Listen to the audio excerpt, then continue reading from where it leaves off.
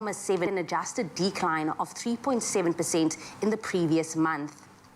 Then looking to news further abroad, Angola's government has warned that secondary school children above the age of 12 will be barred from classrooms from next month if they have not taken at least one dose of a vaccine aimed at preventing the spread of COVID-19.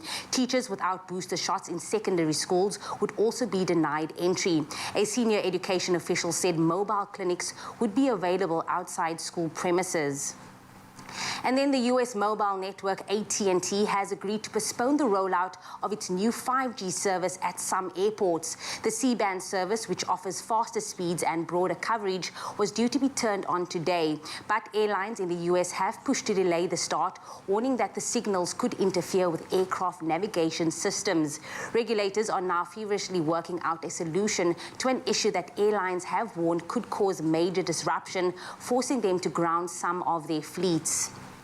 And then D-Day for many arrives as Matric results become known. Matric results of the class of 2021 will be made known as from today. And this class of 2021 was a very special one that remained resilient despite unprecedented challenges. Both their grade 11 and 12 years were detrimentally affected by COVID-19. And on top of that, they had to contend with matters such as load shedding during those exams. Despite such adversities, the 2021 class presented the largest number of candidates in years. 733,746 sat for the exam. Now, seasoned distance educator Liesl Brewer says whatever results may bring, emotional and psychological preparedness is most important. She says learners who did not achieve expected results may experience disappointment and stress, but it's major not to. She also added Professor Ramudungane Tabane, head of psychology at UNISA,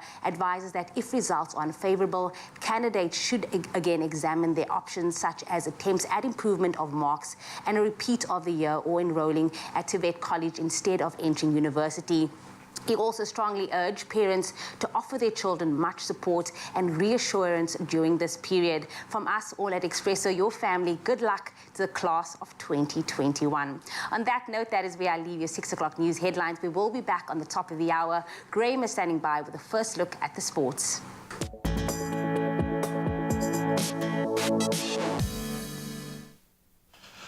Thank you so much, Jamie. Continuing those well wishes for our Matrics today. All the best of luck. Take it in your stride. But as Jamie said, time to get back into those cricketing headlines. And we start with cricket.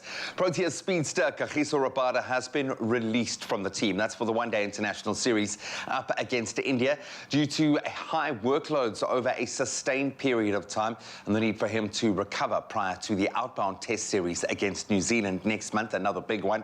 No replacement will be brought in for Rabada, as there is an extended squad in place currently in the biosecure environment. But George Linder has been retained from that test team as an extra spin bowling option for the series, and he's certainly proven his worth in the past. Rabada ended the test series against India as the leading wicket taker with 20 in total. On to football. Four-time champions Ghana were eliminated from the Africa Cup of Nations. That was after crashing out 3-2 to Minnows Comores in their Group C. So the Black Stars had captain Andre Ayew sent off after just 25 minutes, and they certainly felt his loss. And then after wiping out a 2-goal deficit, they lost when Comores' Ahmed Mogni scored his second goal just 5 minutes from time. Enough to see them through. Morocco and Gabon, they also drew 2 apiece in the same group, that was to retain the first and second places respectively and qualify for the round of 16. Then Senegal were held to a 0-0 draw by Minnows Malawi. They still won Group B, and on the evening of course, and more surprises, in fact, Guinea fell 2-1 to the already eliminated Zimbabwe and then scraped into the round of 16 as runners-up thanks to a better head-to-head record than Malawi, so literally by the skin of their teeth. Then staying with football, but a little further afield, Chelsea surrendered a lead against Brighton for the second time in a month, as both sides had to again settle for a 1-1 draw yesterday. The European champions went ahead against against the run of play when Hakim Ziyech's snapshot caught Robert Sanchez in the Brighton goal by surprise. But the Blues have now won just one of their last 7 league games as Adam Webster's towering header earned Brighton a fully deserved point on the night. Then there are 2 games to look forward to tonight, with Leicester hosting Spurs, should be a good one, and then Man United up against Brentford. And then on to Protea, a trial by fire for our Proteas ladies. The Proteas faced off with world champions the Silver Ferns on day 3 of the 2022 Netball Quad Series. Both sides winless in this year's tournament so far, having lost to both England and Australia. It was a slow start to the game, with New Zealand ending a low-scoring quarter with the narrow 15-9 lead. Proteas had never won a quarter, in fact, during this tournament, but broke that duck in the last quarter, taking it to 15-11. But it was never meant to be, as New Zealand came out on top, ultimately winning the match 54-43. Both teams will square off against each other for that 3rd place later today. So we certainly send the ladies all the best of luck, but that's where we leave our sport for this hour. Let's get our first update on the weather, some of those temperatures, and greet the day with your beautiful sunrise pictures.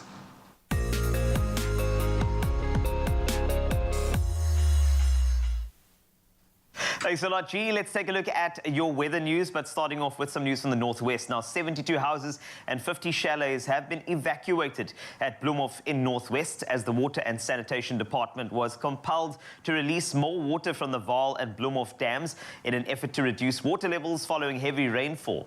Houses on the banks of the Vaal River have been submerged. Spokesperson for the department, Dineo Tapelo, said all emergency services were on high alert. Earlier, spokesperson Sputnik Ratau of the Department of Water Affairs said the opening of sluice gates was to manage and protect infrastructure. He added that the Vaal Dam continued to rise due to inflows as a result of recent rains, with much activity on the Vaal Orange River system. Meanwhile, the SA Weather Service has issued a yellow level 2 warning for disruptive rain today over parts of Gauteng, Northwest, the Free State and KwaZulu-Natal. We'll take a closer look at those temperatures later, but for now, I just want to let you know that we are thinking about you if you are one of those houses to be evacuated from those particular areas in question. As we get on to some of your sunrise pics, we always like looking at that and toasting the day to this. So let's start off with some of your sunrise images, and this was shared to you, by you on the Expresso Facebook page. So keep it coming. Now, Gavin Pollock, I'll start with you.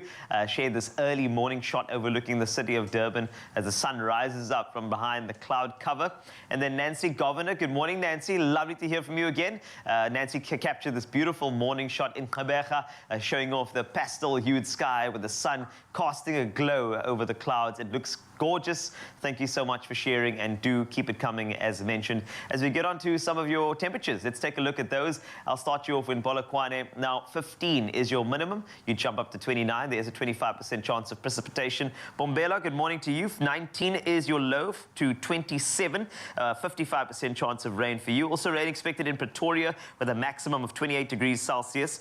Johannesburg, you can expect 16 as you rise this morning. 25 is what you'll get to this afternoon. There is a chance of thunder showers for you.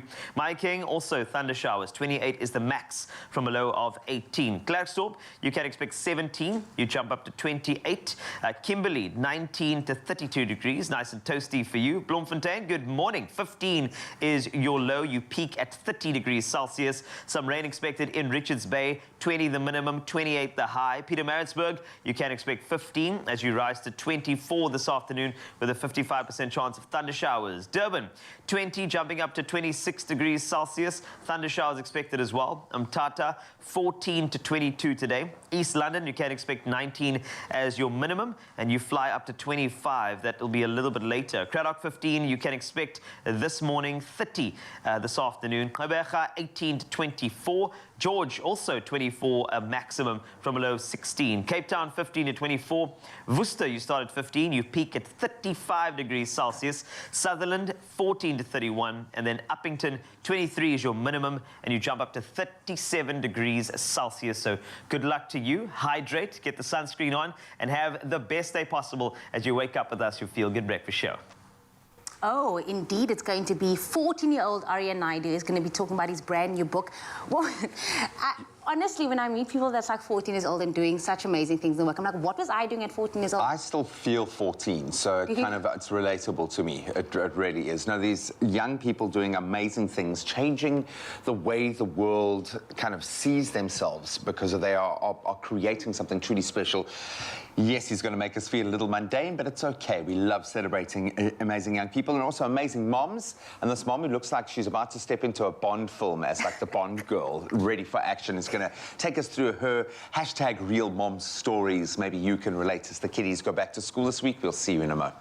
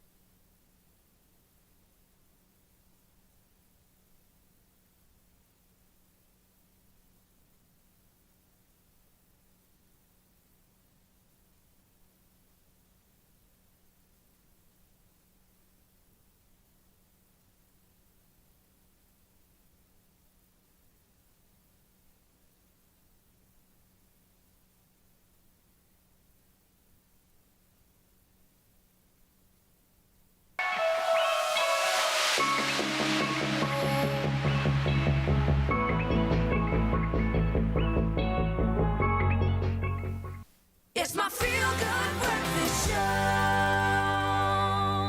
It is your Feel Good Breakfast Show. This is Expresso on S3. Goeiemorgen, good morning. And as you get your kids ready for school, perhaps you are in the coastal regions of South Africa, I think you're going to love this story. It's going to inspire them too, because if there's one thing we can look back on after the pandemic is the courage many first-time authors have shown in putting pen to paper and publishing books during tumultuous times, ultimately sharing themselves with the world and doing what they can to help make it a bit better.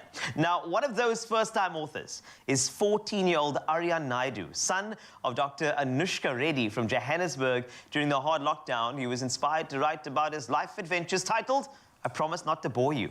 And it certainly lives up to the title as well. I took a couple of reads and through the pages, and it's an adventure not to be missed. And joining us via video call is the author himself, Arya Naidu. Welcome to your Feel Good Breakfast Show. Thank you. Thanks for having me today. I'm stoked to be here. I'm stoked that you're here as well. Now, you know, the guys earlier were talking about 14 years old, what they were doing. Some of them said they were climbing trees. People were saying that they were busy trying to, to find themselves, but you were busy writing a book. Now, I promise not to bore you. It's a collection of short stories. You've gotten raving reviews from everybody who's really sort of lent their eyes to the book as well. Influential voices in our country have said, hey, including Carolyn Stain, the founder of 67 Blankets, calling your book thought-provoking and lovingly written.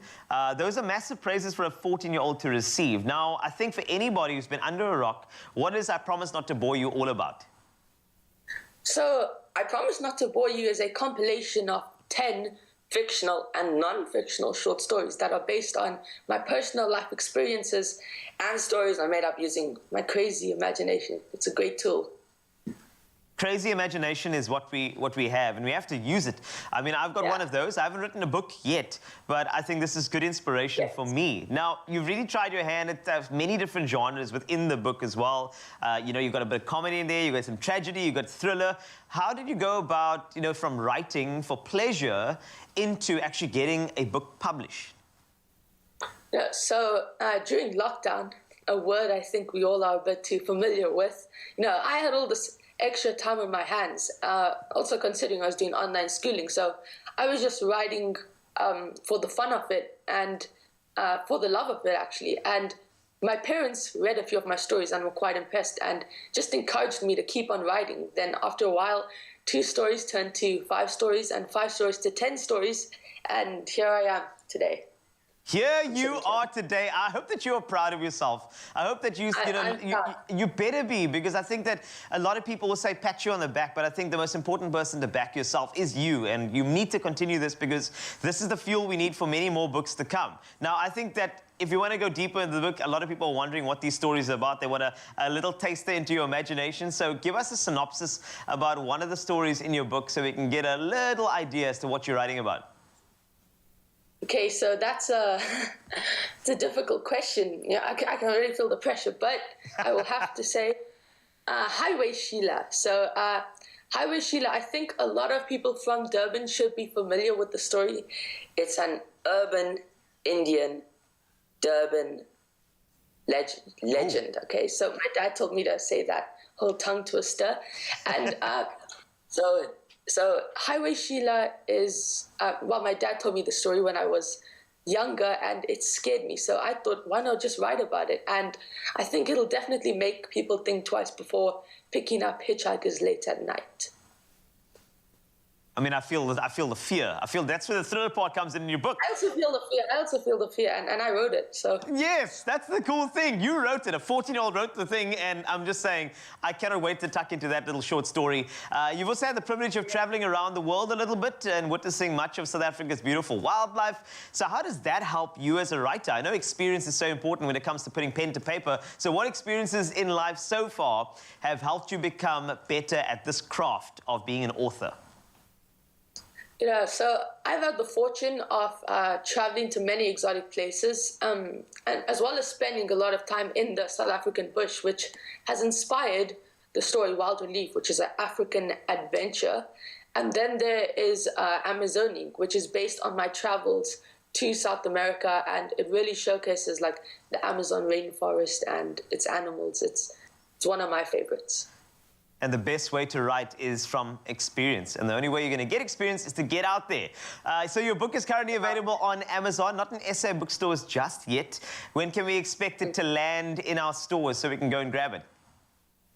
You know, so I'm very excited to announce that these books will be hitting these stores at the end of Feb. But until then, you can get a copy on Amazon. It's kidding. It's free. Oh, that is... Wait, no, it's not free. No, well, no, it shouldn't be free. Hey, let's make some cash here, man. There are still school fees to pay. Yeah. Yeah, exactly. But I think it's such a great thing to see, you know, a world through a 14-year-old's eyes, to understand your imagination and to understand how you see the world. I think we need a bit of that in our lives too. So this is not a traditional children's book. I feel like it goes so far beyond that. And, you know, keep your eyes peeled for the release of I Promise Not to Bore You, as mentioned by Aryan, just at the end of Feb. And it does live up to its name. Aryan, thank you so much for joining us, for inspiring us. And at 14, I can only imagine that many more books to come from your side. And I cannot wait to read all of them. Okay, thank you. Thanks for having me. And to everyone at home, morning. I'm going to go to bed after this. Go to bed, my brother. You need this. Don't worry, but don't sleep on your dreams. That's the most important thing. No, Live them out and just continue being an incredible author. I promise not to bore you. A promise that we make is a feel-good breakfast show, as well as Aryan Naidu, a 14-year-old author. And the thing is, if that inspired you today, no matter what you want to do, I feel like you need to go out today and go do it. Absolutely amazing. Ariane, we love you, Guy. Morning. I love it. Just still playing it cool.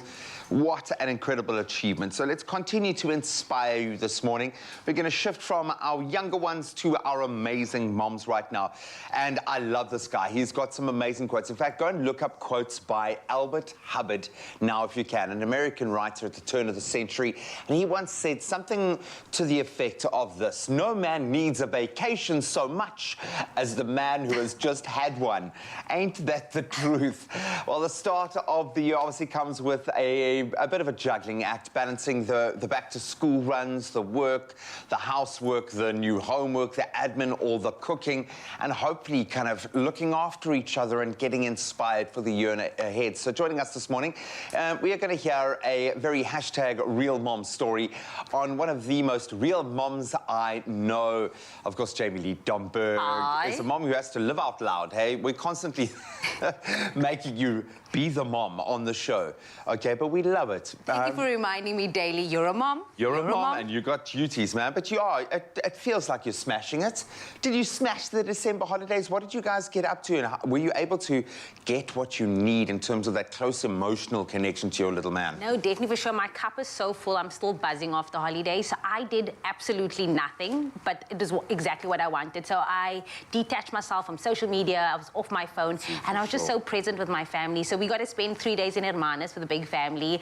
It was crazy times, having the entire big family. They're loud, they're crazy, and then just spend so much time with Luca. So we did sunrise, we did sunsets, we did lots of play dates, because I always promise my friends, like during the year, it gets so busy, and I'm always like, one day we're going to do a play date, and then obviously now 2-week break, I took full advantage of it, and we just did so much fun things together. We spent time at the beach, and yeah, just detach myself from everything, and I was just as present as possible with my family. It was so good. Like, my cup is still so full. And it sounds like you would have filled his cup up as well, and now it's back to school, it's back to reality at the moment, which comes with this kind of two-pronged approach, because we were so focused on work and getting back in there, but our little ones have to start as well, and it's the routine, and it's a big, big process.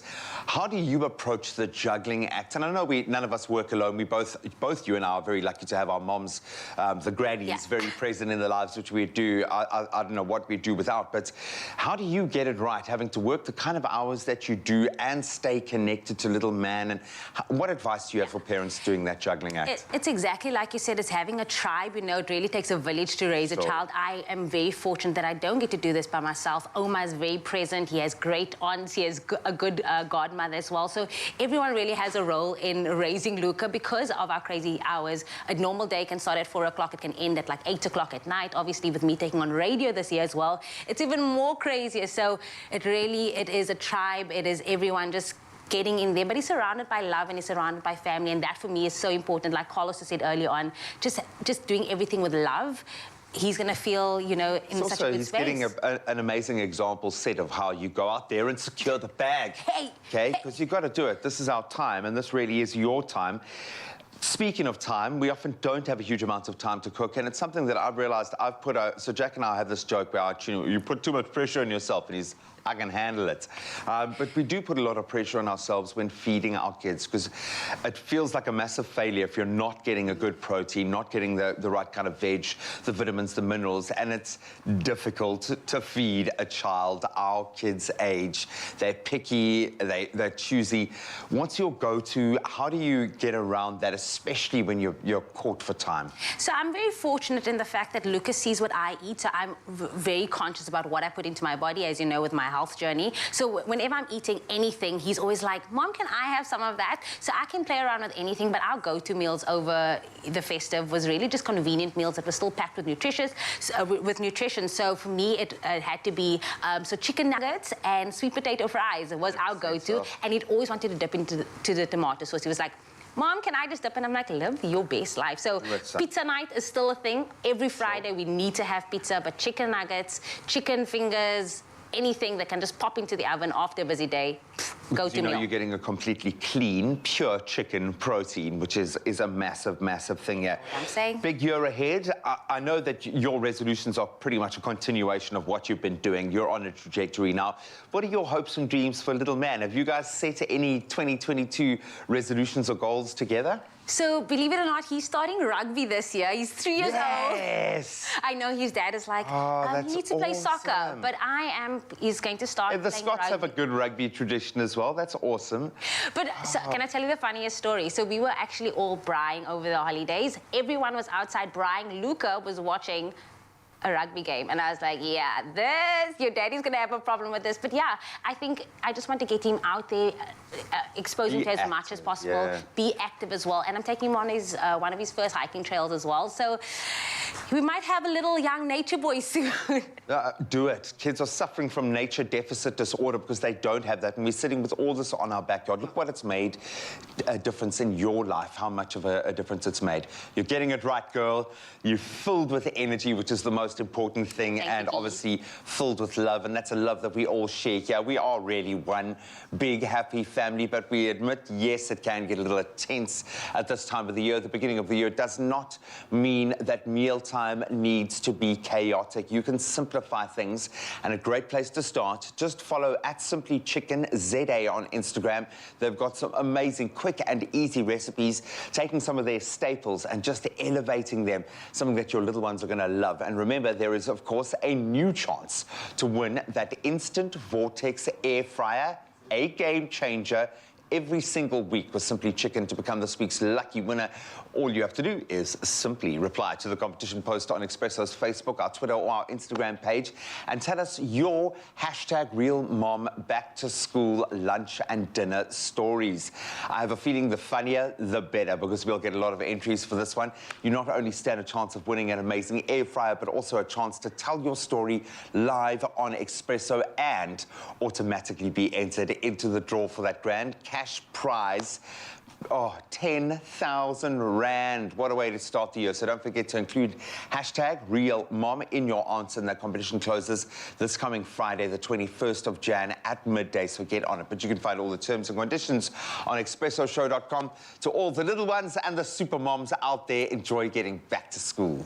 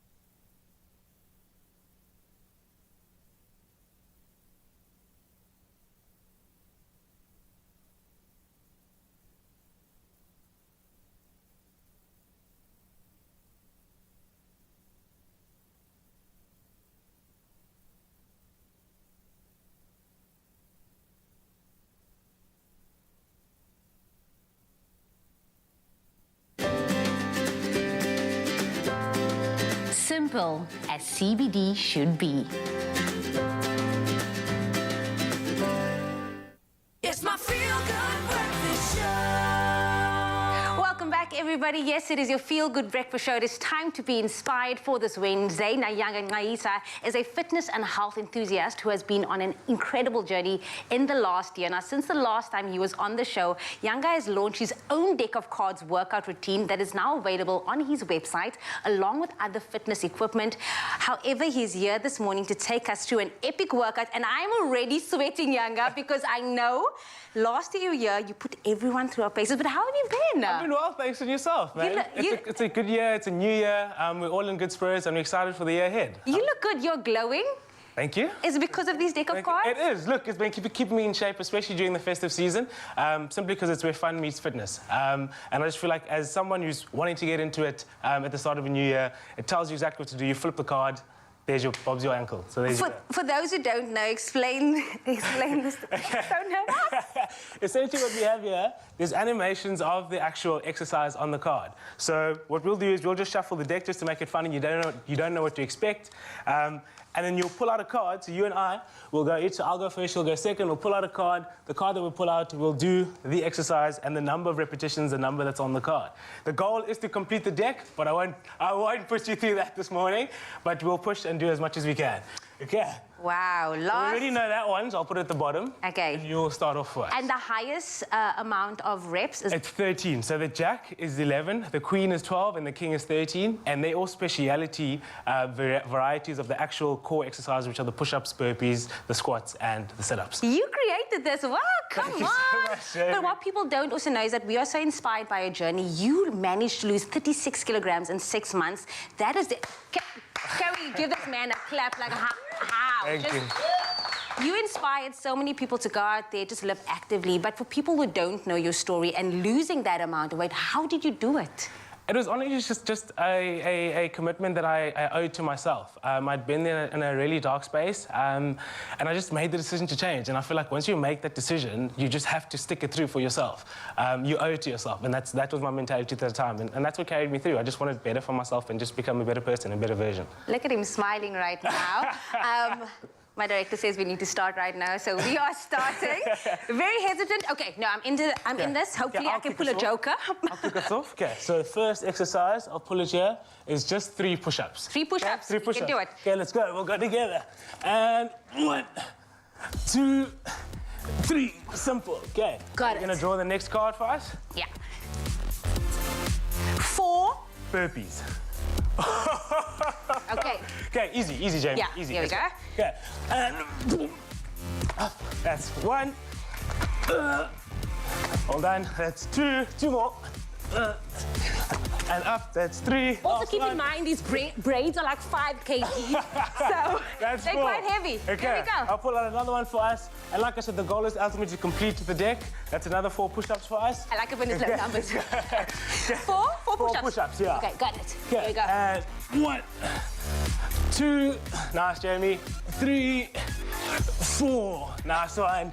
Okay, you can pull one more Please, for us. Lord, under 5. 2. 2 burpees. You keep getting lucky. 2 burpees. Okay, let's go. 1. Last one and boom. 2. Okay, shuffle a little bit, just a little bit, just to surprise us. Don't shuffle. Leave it as is. You know, that is what it's meant to be. That's 5 squats for us. 5 squats. Yeah, nice and simple. And let's go. 1, 2, 3, 4. Last one, nice form. 5. Whew. Okay. Is there nothing there that says rest now for 5 minutes? No, but for you, I'll give you a bit of a rest. No, I'm joking. Let's go. 4. Squats. 4 Okay. squats again. Let's go. Got it. Here we go. 1. Nice. 2, 3. Nice. 4. That's 4. Only 4, only 4, please. We're gonna push. Stick to the rules. So this is a speciality card. What is that? It's a reverse burpee and 13 of them. Okay?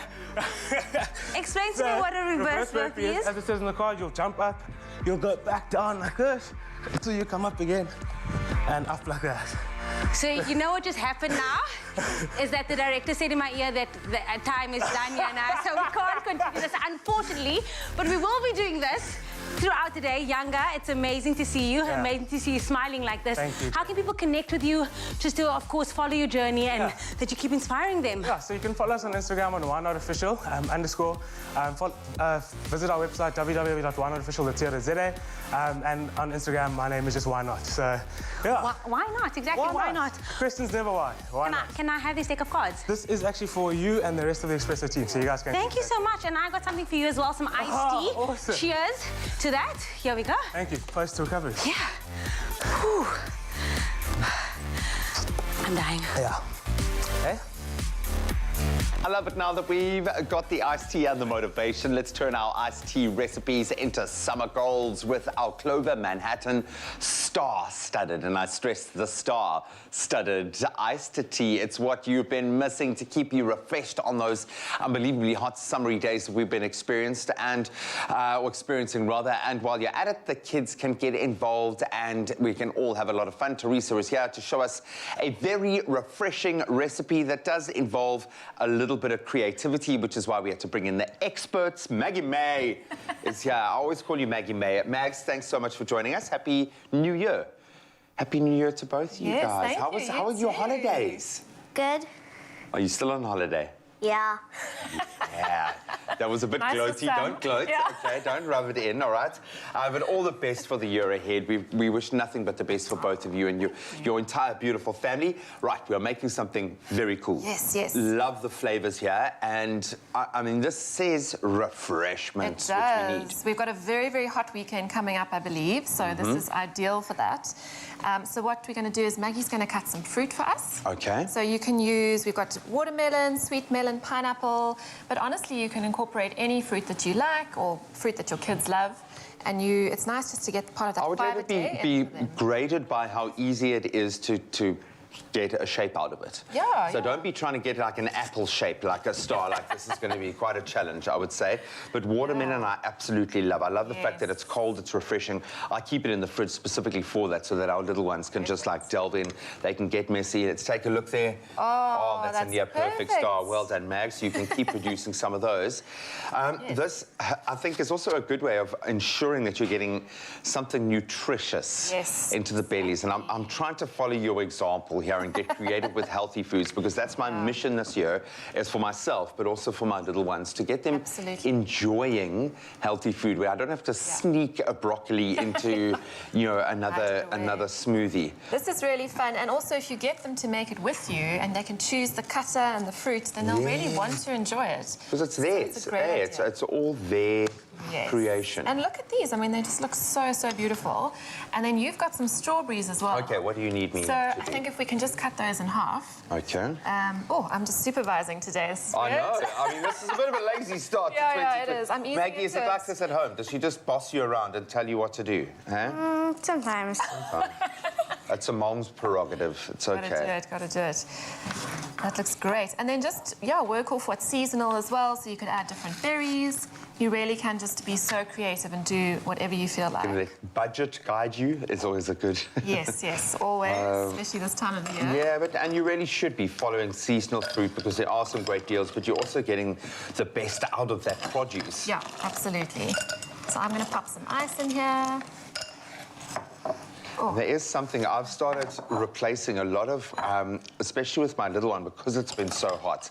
Yeah. She gets the rosiest cheeks. Yes. But there's something about a tea or an iced tea that is just so refreshing and hydrating. Absolutely, and this one is caffeine-free, so it's good for the kids. You know what else you could do is you could make your ice blocks out of the Manhattan iced tea. Oh, and then you get extra flavour. So I love that. that's another little tip. Oh, There you're we doing go. so well there. Yeah, I turned my back for a second. You've got like 3,000. You've She's done the whole amazing in the Milky Way. kitchen. You've got the whole Milky Way's worth of stars there. Some split in two. It's not good enough, Maggie. that's all right. Come on. Come on, man. You had one job. No, that's perfect. You Those can look pop some of those in beautiful. the glasses. And you can make them as thick and thin as you want. I'm going to pass that across to you as well. So just pop your ice into the glass, add a little bit of fresh fruit. Oh, I love it. Top it up with your iced tea. All the color, which means you're getting all the nutrients. Yes. Great way of getting those vitamins in. It's refreshing. It's not going to be like and I know there is some sugar in the fruit, but it's a good kind of sugar. And sometimes kids need a little bit of energy. Imagine coming back from like a hardcore swim or play outside and having this, or even your first day back at school, come home, suddenly you're back on holiday again. Right, so we top these up. Perfect. I'm going to pop some nibs in. Oh, and we're using the peach-flavored iced tea for this one, which is so you could probably use my any of the favorite flavor profile. Oh, do you like the peach? I love the peach. Oh, and lovely with the fresh fruit. How high? You tell me when. Yeah. A little bit more? Tiny bit more. There we go. She is demanding, eh, Maggie? Sure. Hey, but we love it. Not that bad. We absolutely love it. Little straw in there. Yay. Oh, beautiful. That just screams summer. Oh, it really does. Lovely, lovely. Absolutely beautiful. It is ultimately refreshing, and it's incredibly healthy as well. So you know you're getting the nutrients, and it's fun because you get to make stars. Maggie, thank you so much. Wishing you nothing but the best for the year ahead. Go and crush it, go and conquer it. I know you're going to be amazing because your mom is amazing. Aww. So good to have the family back in studio. If you want to find this recipe, you can head over to expressoshow.com. That's where we keep all of our culinary inspiration. Now, all that remains is for Mags to give it a taste and let us know, is it amazing or not? Give us a thumbs up. It's amazing. It's amazing! Yay. Stamp of approval. I'm going to try it as well. So, we've had classic fashion from Timby, classic cars, thanks Chad, and we've seen classic hairstyles. And you, Michael? Classic! A classic range from Clover. Timeless taste. Made with love by Clover. Only you can make my day.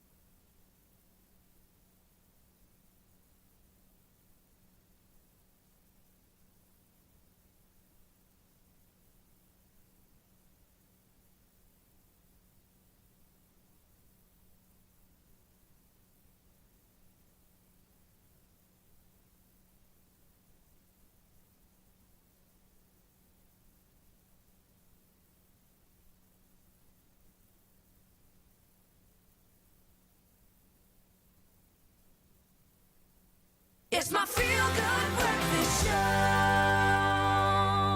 Welcome back to Feel Good Breakfast Show. This is Expresso live on S3. Now, born in Cape Town and based in the seaside town of Kommetjie, Canadian South African singer and songwriter Ash Kun, also known as Ash, has performed her indie folk and country music in venues across Mzansi. So I felt like I needed to give you a little taste of what to expect. This is Homeless Hearts.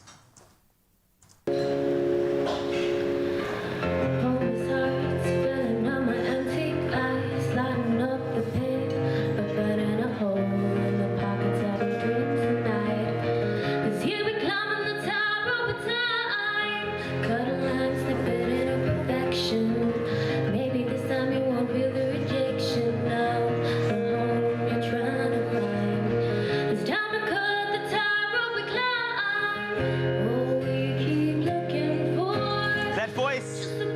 absolutely incredible.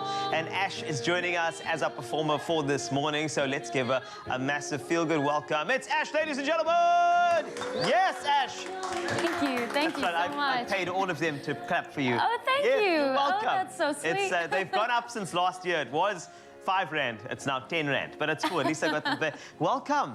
Thank you. It's so great to have you. Is this going to be your first time performing on national television? Yes, it is going to be. How exciting is that? Yeah, very exciting. I'm so excited to be here, so happy to be here. Thank you for having me on the show. You're most welcome. It's all good. So Canadian, South African. So Canada, land of Drake and Bieber. South Africa, land of Ash. Bringing those together into one beautiful, harmonious mix. I think it's going to be great. But let's start at the beginning. When did you discover that passion for music? Who pushed you to say, you know, Ash, you actually really have a nice voice, all right? Not just in the bathroom, but also here. You should take it seriously. Well, when I was little, I first started to play music in grade 4. Started with the recorder, which I know many people don't love, but I love. And I was also part of the choir, and I also performed in 2 of our school's musicals. And that was really when I knew that that was what I wanted to do for the rest of my life. And I also was a singer in the worship team, and, you know, just after every performance, I would have a lot of positive feedback, and as a result, I suppose here I am today. Affirmation, grabbing the guitar, getting going, that is so special. And I think it's important for you to take those little moments and then use them as rocket fuel for the rest of your career. And I'm glad you've done that. Now, music is a language on its own. How has it helped you to express yourself? Well, music has really given me a voice when I really didn't know what to say. Yeah. And I just really want to be able to help people the way that music has helped me. Oh, that's what music does. You know, it's therapy, and the person who's delivering the song, there's such great solace in knowing that person feels the way you feel. If you went through a breakup, if you're sad, if you're happy, and that's the power of music. Yeah. But we're in an industry in South Africa that's pretty rocky, as you know. So you kind of have to have a couple of streams of income. And I hear that you're also a graphic designer and a musician. So how do you balance that? Well, I'm a freelance graphic designer. Okay. So I have the privilege of having flexible hours. So generally how it goes is when I got a lot of gigs, graphic design takes a break, and when I don't have a lot of gigs, then I fire up the graphic design again and go that way. Could somebody hire you as a graphic designer and then get you to sing while you're designing? Oh, well, like that'd be cool. That. Yeah. You know what I mean? Just as you're designing, what type of logo do you want? And you're like, it would be a cool combination. Oh, perfect, yeah. So there wouldn't be designer, it would be graphic singer. That would work perfectly. I'm just giving you an opportunity. I'm going to use that. Please use it. I think, yeah, you're welcome. I got your back. But 2022, big year ahead. Any plans or scoops you want to share? Well, I'm actually extremely excited to announce that I will be releasing my first single. Yes! Homeless Hearts at the end of February with Sit the Folk Down Studios. I love those guys. And I'm actually in the process of recording my music video for it. And I also recently enrolled in a course with Berkeley, the College of Music in America. And I'm learning an artist development course. So I'm really excited to take my career to the next level. And you will, especially after performing in your Feel Good Breakfast show. Ash will be entertaining you with a couple of tracks a little later, so don't go anywhere. She is the perfect and ideal graphic singer. I'm excited. Her voice. I want to see that emoji. Oh, she's amazing. We've seen her perform before. She is incredible and only getting more amazing every time she enters our stage. Right now, I want you to think of your own kitchen as being the set and connecting with one of the biggest superstars ever to come out of South Africa, who also just happens to be an amazing chef. So here's the deal. We want you to experience Red, and in so doing, unlock summer with Vodacom's Red plans and some amazing benefits, from unlocking amazing travel deals and some really cool lifestyle rewards to even unlocking the opportunity to join Jay Something in a virtual cook-off. I want to put this on like my bucket list on what I want to do for just January. At the launch of the Virtual, we got to do a bit of a Jay Something thing, and I just sat there. I was just like, I was it's in awe of Jason him. He's great. Just his personality. And he's an amazing without chef him. as Yeah, well. for sure. Now, of course, Vodacom is giving away 10 gigabytes of data each week for the month of January to help you kick off 2022. Now, yesterday, we asked you what dish you would like something to cook. Well, let's take a look at some of the comments that we received from you on social media and online, because I'm sure people there's are been hungry. so many. People are hungry, People yo. thirsty as well. Nelly Lobarchal Sibonyoni Manelli had this to say: mincemeat with spaghetti, don't laugh, and cheese on top. So yummy.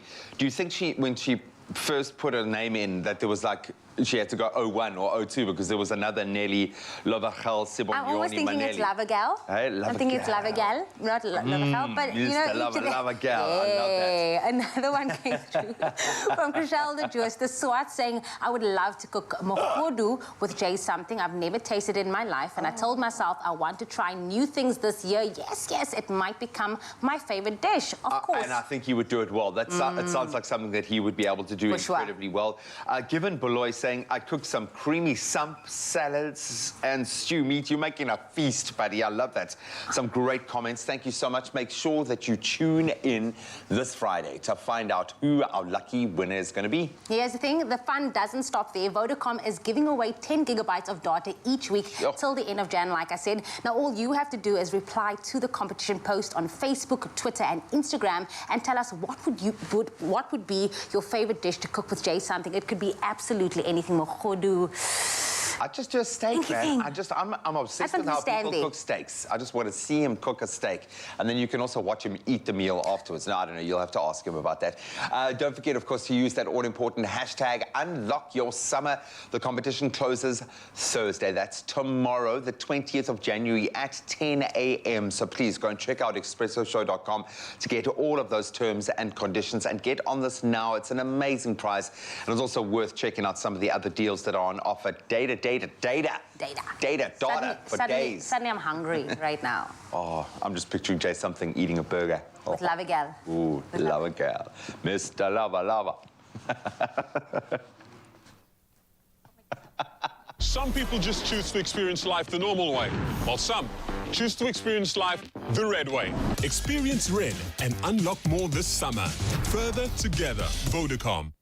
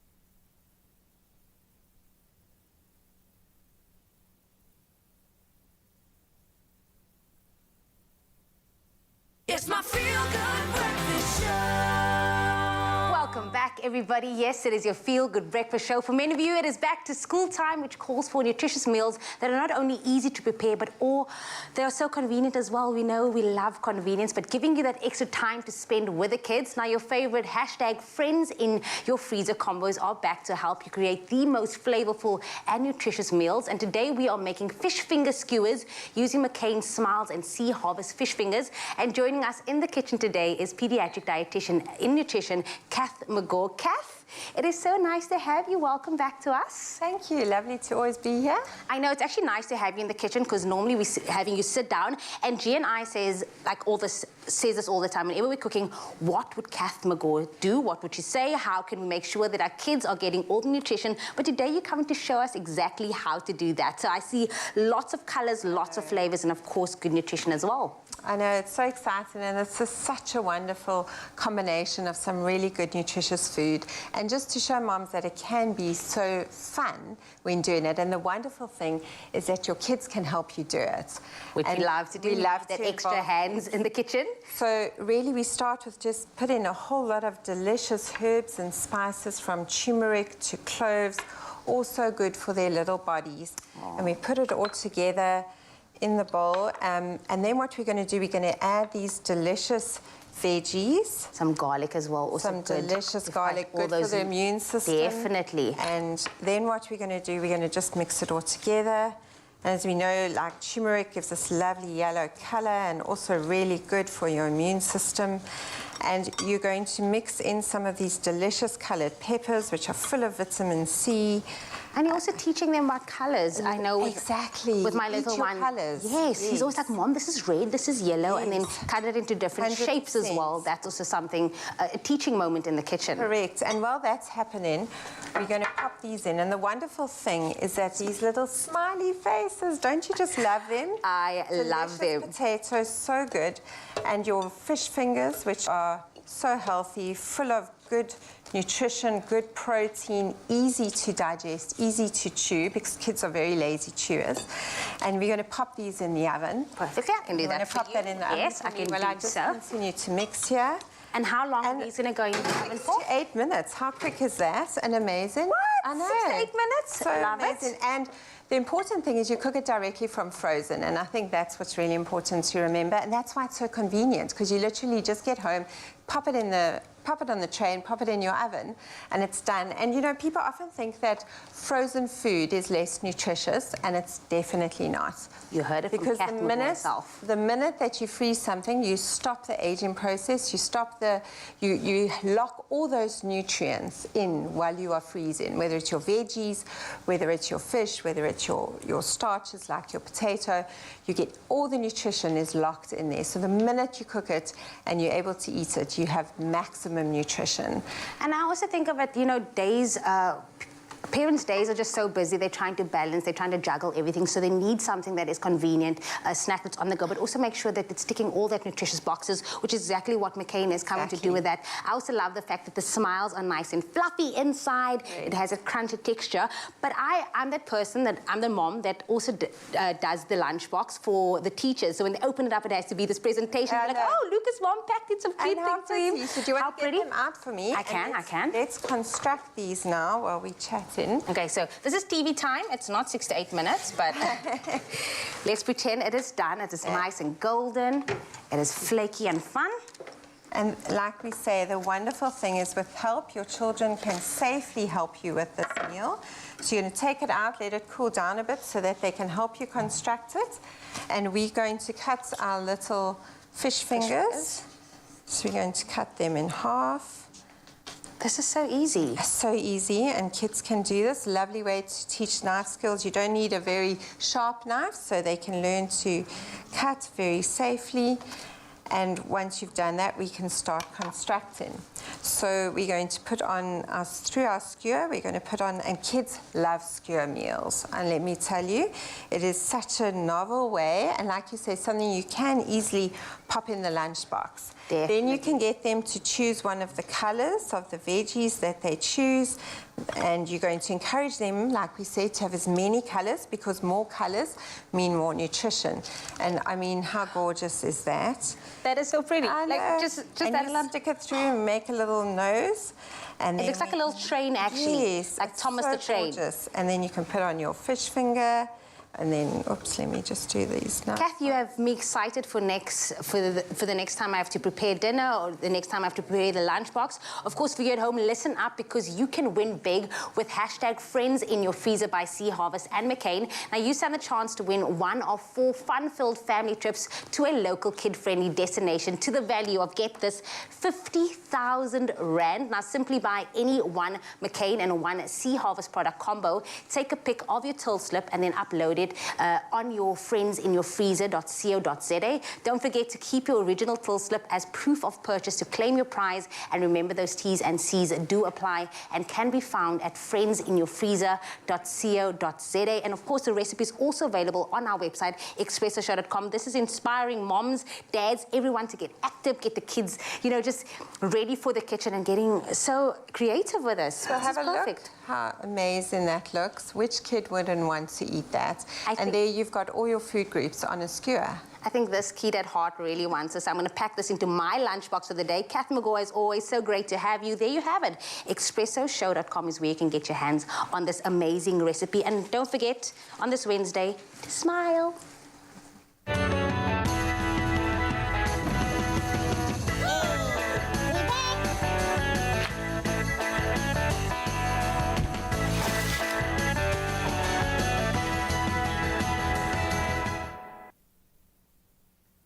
So many great menus and recipes still to come, but of course, just after 7 o'clock, let's take a look at the news headlines in your Feel Good Breakfast Show. And starting off with Transport Minister Fikile Balula, who says his department is working on a number of regulatory changes to improve the safety of South Africa's roads. This includes amendments to the National Road Traffic Act to reduce the permissible alcohol limit for motorists. This could include a zero-tolerance policy on drunk driving. He also confirmed that his department would appeal a recent High Court ruling which declared the ARTO Act unconstitutional. Now, the Gauteng High Court in Pretoria yesterday ordered that the Matric results be released by the minister to be published on immediate public platforms, as was the practice in previous years. Now, the results will also, as per usual, be made available to various schools in order for learners to obtain the results there. Court papers pointed out that this does not encroach on the POPI Act, as only the unique exam number of the student appears alongside her or his results. On to international news. Nusantara is the name of Indonesia's new capital, which will be built on the island of Borneo at an estimated cost of $32.5 billion. Home to more than 10 million people, Jakarta has become crowded, polluted, and hear this, is sinking at an alarming rate due to the over-extraction of groundwater. Borneo is known for its jungles and orangutan population, and critics argue that the new city will lead to the expansion of palm oil plantations and logging in an area rich in diverse wildlife and, of course, lush rainforests as well. Now, Angola's government has warned that secondary school children above the age of 12 will be barred from classrooms from next month if they have not taken at least one dose of vaccine aimed at preventing the spread of COVID-19. Teachers without booster shots in secondary schools would also be denied entry. A senior education official said mobile clinics would be available outside school premises. And next, we'll grant this dog-type owners some boasting. Of course, owners of German Shepherds will be absolutely chuffed at the following story. A British service dog charity, the Guide Dogs National Centre, which breeds, raises and trains these dogs to a place with the visually impaired, recently welcomed their largest litter when a German Shepherd gave birth to 16 puppies. It was the largest seen in the 60-year history of the charity's breeding program. The puppies were born to Unity, a 3-year-old German Shepherd mother, and Trigger, a 6-year-old Golden Retriever father. Now, over 8 weeks old, the puppies have left mom's side to start the first step in their training. As of now, they're ready to start their journeys to become life-changing guide dogs for people with sight loss. Although Guinness World Records lists the largest litter in history as 24 puppies born in Cambridgeshire, that is in England, in 2004, these puppies could better the world record for level of cuteness with ease. If you look at that face, oh, Tamoda, man. And that's where I'll leave you news for now. Let's jump into sport with another person who's so cute. It's Graham.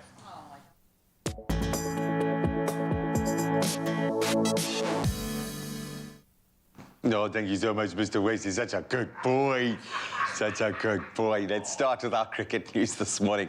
Proteas speedster who was on fire in their latest test series, Kagiso Rabada, has now been released from the team for the one-day international series against India. That's due to a very high workload over a sustained period of time and the need for him to recover prior to the outbound test series against New Zealand next month. No replacement will be brought in for Rabada as there is an extended squad in place in that biosecure environment. But George Linder has been retained from that test team as an extra spin bowling option for the series. Rabada ended the test series against India as the leading wicket taker with 20, so he certainly paid his dues with that one. Then on to football. Four-time champions Ghana were eliminated from the Africa Cup of Nations yesterday after crashing out 3-2 to Minnows Comores in Group C. The Black Stars did have their captain Andre Ayew sent off after 25 minutes and they felt his loft. And after wiping out a 2-goal deficit, they ultimately lost when Comores' Ahmed Magni, he scored his second goal 5 minutes from time.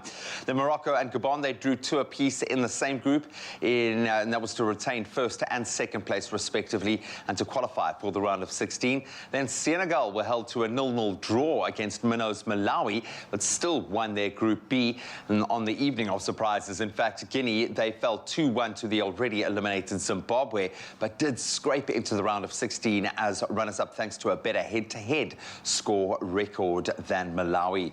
Staying with footballing action from yesterday, Chelsea surrendered a lead against Brighton once again for the second time in as much as a month, as both sides had to again settle for a 1-1 draw last night. The European champions went ahead against the runner play, it must be said, when Hakim Ziyech's snapshot caught Robert Sanchez in the Brighton goal by surprise.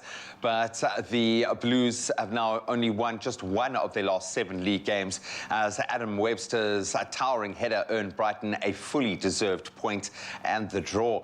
And there are 2 games to look forward to tonight, some pretty good ones. In fact, Leicester, they'll be hosting Spurs and Man United are up against Brentford. Then on to netball. Unfortunately, a bit of a trial by fire for the Proteas. They faced off with world champions, the Silver Ferns, on day 3 of the 2022 Netball Quad Series. Both sides winless in this year's tournament so far, having lost to both England and Australia. It was a slow start for the game, with New Zealand ending a low-scoring first quarter with a 15-9 lead. The Proteas had never won a quarter during the entire tournament at this point, but they did break that duck in the last quarter, taking it 15-11, but it was never meant to be as New Zealand came out on top, winning that encounter 54-43. So both teams will square off once again for the third-place playoff later today. Well, if you missed any of those details, we'll touch on them again in about an hour or so. Right now, let's catch up with the weather. It was a full moon I saw in the sky on our way into work this morning. Let's see what that means for the weather and our temperatures, and of course, take a look at some of your beautiful sunrise pictures.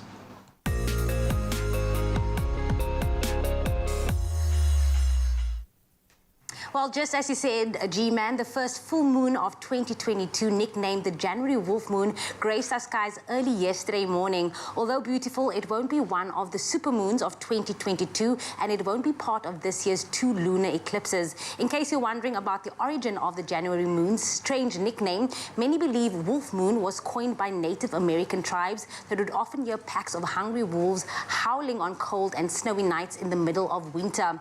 The Wolf Moon, has also been known as the cold moon, the great spirit moon, or the snow moon. Now, all full moons have generated a variety of nicknames dating back to the days when Native American tribes and colonial Americans would name each other moon based on weather conditions and hunting trends.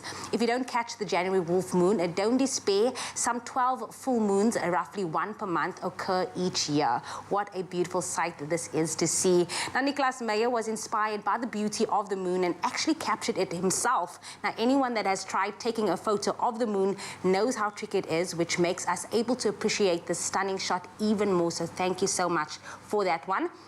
And then, of course, next regular contributor Nick Lombard from the Northern Cape shared the spectacular shot of the sky filled with burnt hues of orange. We absolutely love seeing it. But right now, here is a second look at the temperatures for today. If you are out and about in Polokwane, do expect a low of 15. That will peak at 29. For you, Mbombela, do expect some rain coming your way with a range of 19 to 27. Pretoria, for you, there's a 60% chance of rain that will range from 18 to 28, as well as Johannesburg, thunder showers are expected with a minimum of 16 and a maximum of 25. For you, Mahikeng, 18-28, as well as Klerksdorp can be seen with a low of 17 that will peak at 28. Kimberley, for you, it is 19-32. Bloemfontein do expect some thunder showers today on this Wednesday with a range of 15 to 30. Richards Bay, rain is also coming your way with a low of 20 and a high of 28. Pietermaritzburg, for you, it is 15-24. And then South Africa's playground, Durban, can expect a range of 20 to 26. Mthatha, 14-22. East London, for you, it is 19-25. And then Craddock can expect a minimum of 15 with a maximum of 30. Gqeberha, for you, 18-24. George do expect a low of 16. That will peak at 24. And if you do find yourself in the mother city today, Cape Town, for you, it is a low of 15 with a high of 24 as well. Worcester, 15-35. Sutherland, 14-31. And then last but definitely not least, showing off today, and you're going to need a lot of sunblock and some water today. Uppington, your range is 23. That will peak at 37. Wherever you find yourself on this Wednesday, make sure it is a feel-good kind of day. It's going to be because we have a new artist. We're talking indie, folk, country music. I love the fact that she's not only a singer, but also a graphic designer, making her a graphic singer. I am claiming it. It's going to be good. But here, for the first time on your Feel Good Breakfast Show, with a song called Homeless Hearts, released at the end of Feb. You better look out for that and support vocals from the locals. Introducing Ash.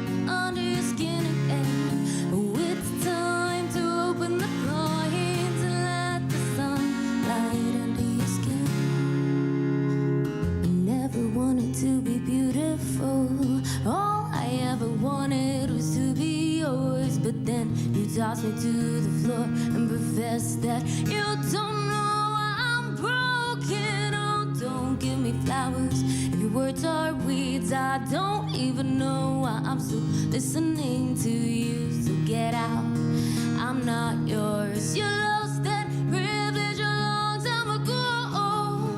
Oh, we keep looking for just a place to call our own. Maybe even a welcome back, front of an open door. But darling, don't you know you are your own home? And darling, don't you know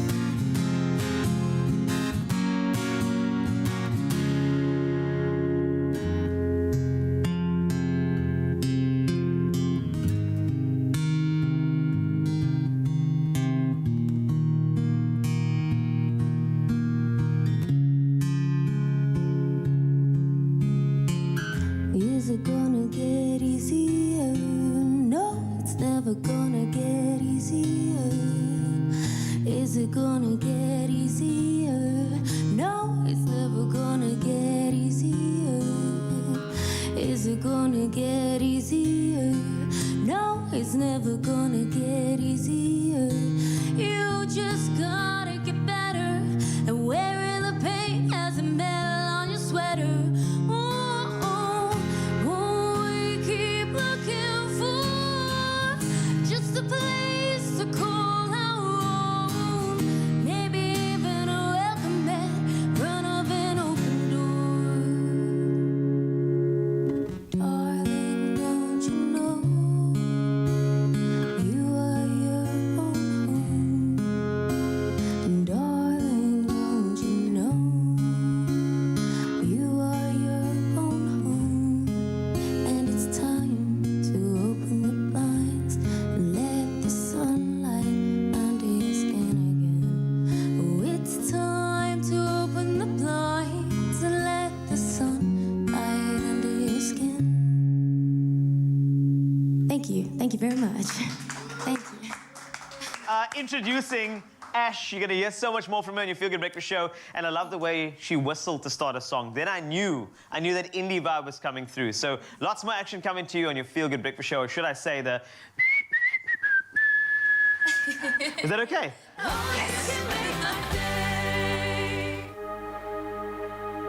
We were there for Umpelele Mapebeza days, there for the game changer days. Telecom has been and will always be there, making every day more special with the new Telecom Uncapped Prepaid Fiber. Get a 3-day voucher at 99 rands or 7 days at 169 rands and even 30 days at 449 rands. No fixed contract, full control of spend, easy to top up. Fast goes prepaid for your home.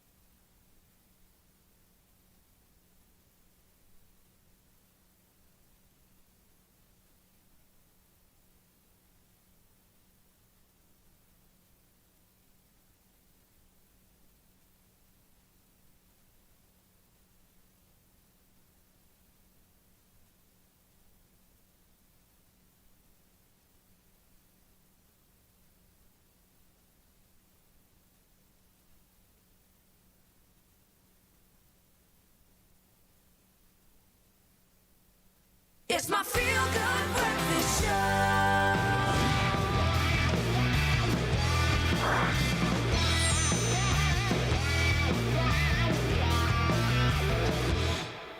Welcome back, everybody. Yes, it is a Feel Good Breakfast show, and you know that sound. It means JP Sebastian is in studio this morning to give us the 2020 most anticipated blockbusters, potential anticipated blockbusters, but we know it's going to be big, but he's here to tell us all about it, and you look excited to tell us about this. Yes. Hype yourself up? I'm getting ready for that Batman that you keep talking about. You must have a soft spot for Batman, no? A little bit. It's like the nostalgic feels of movies. Batman is always something. Batman, Spider-Man, all of that. Our Pat is not necessarily your go-to guy. You didn't grow up with Twilight. I did. Of course, Robert Pattinson. I think he's going to do just fine at this. So these are, like you said, 2022's most anticipated by me personally, but also lots of millions of people are looking forward to these. Starting with the gigantic ones, we'll talk about the Babakis a bit later. And these are just the big movies for the first half of 2022 up till like June, July. We'll talk a bit more about the rest of the year when the rest of the year comes, if we make it. No, don't. By the grace of Batman, we will. And March the 4th is when this comes out in South Africa. Like we already said, Robert Pattinson, good choice there. Zoe Kravitz is playing Catwoman. And the first thing that immediately attracts me to this is that, well, for a start, give me that director's name real quick. I think it's Matt Reeves, right? Matt Reeves, correct. Yes, Matt Reeves, and why he's really important is from a franchise that people take for granted. Planet of the Apes, anyone? No one? It was coming out at the same time as a lot of like Avengers stuff and whatever, and people like, you know, treated it like talking monkeys and whatever. Can they take it seriously? But it was so good. So this director knows what he's doing. And he's going to do something really quite special, I think, with the Batman that ramps up or levels up superhero movies in the way that, you remember Logan did with Hugh Jackman doing like old, grisly Wolverine? They've taken, I think, for me, a correct path with Robert Pattinson's Batman here. That's Colin Farrell, by the way, playing the Penguin. I was just going to say now, is that Colin Farrell? Were you able to recognize him that quickly? Like, you have a hawk's eye. You should be your own, I suppose, superhero. Hawkeye, right? Taken. Anyway, Batman, favorite thing about this is that he's totally Mossach. Batman does not look like a Bialetti coffee machine when he's attacking you. You shouldn't be like, oh man, that suit's glam, and then get hit in the face. Batman is supposed to be his like fearful, scary, phobic character that he makes. And so Robert Pattinson is taking on a really ugly suit here, taking on a really ugly bad guy. Paul Dano, excellent actor. She's also really excellent. Really, I think, deserves her ascent in Hollywood. But yeah, just chasing a serial killer as opposed to like a mass maniac who's taking over the whole city. Maybe Riddler will take over the whole city. We'll see on March the 4th. I'm putting that in my diary right now. This looks hard. Lekker. Just, I want to see it. But another one. Jersey in Afrikaans. Makes no sense. No, that's hemp. My Afrikaans is bad. Yeah. Jacket. Very bad. Turning red. You're not turning red now after failing horribly at Afrikaans, but Turning Red is also another anticipated movie for 2022. Tell us about it. Who doesn't love Pixar? You know, Toy Story, you were just talking about nostalgia, and this is the kind of thing that hits the spot, hits the feels. This is the director, Domi Shi, who previously did a short. You know, Pixar always does these little shorts, these cute little animations before the major animation. Hers was Bao, which was award-winning and really put on the map with Pixar in that own company, and they told her, you get to do your own thing. This looks adorable, guys. It really looks like, you know, you get movies that are for kiddies, and then you get movies that are for kids and for the kid inside you. It looks adorable and it looks hilarious. The kid can't control her emotions, and so she turns into a big fluffy red panda, as we tend to do. Maybe it'll help your, you know, little one deal with anxiety. And why do they get in a tiz? Why do they get in a rut? Why do they shout at their mommy and daddy? Maybe they can't understand themselves. This movie will help them understand themselves. March the 11th in South Africa. Pixar always knocks it out of the park. And in a weird way, we can be grateful for our weird communications laws in South Africa. This poor thing has been shoved to streaming immediately in the United States.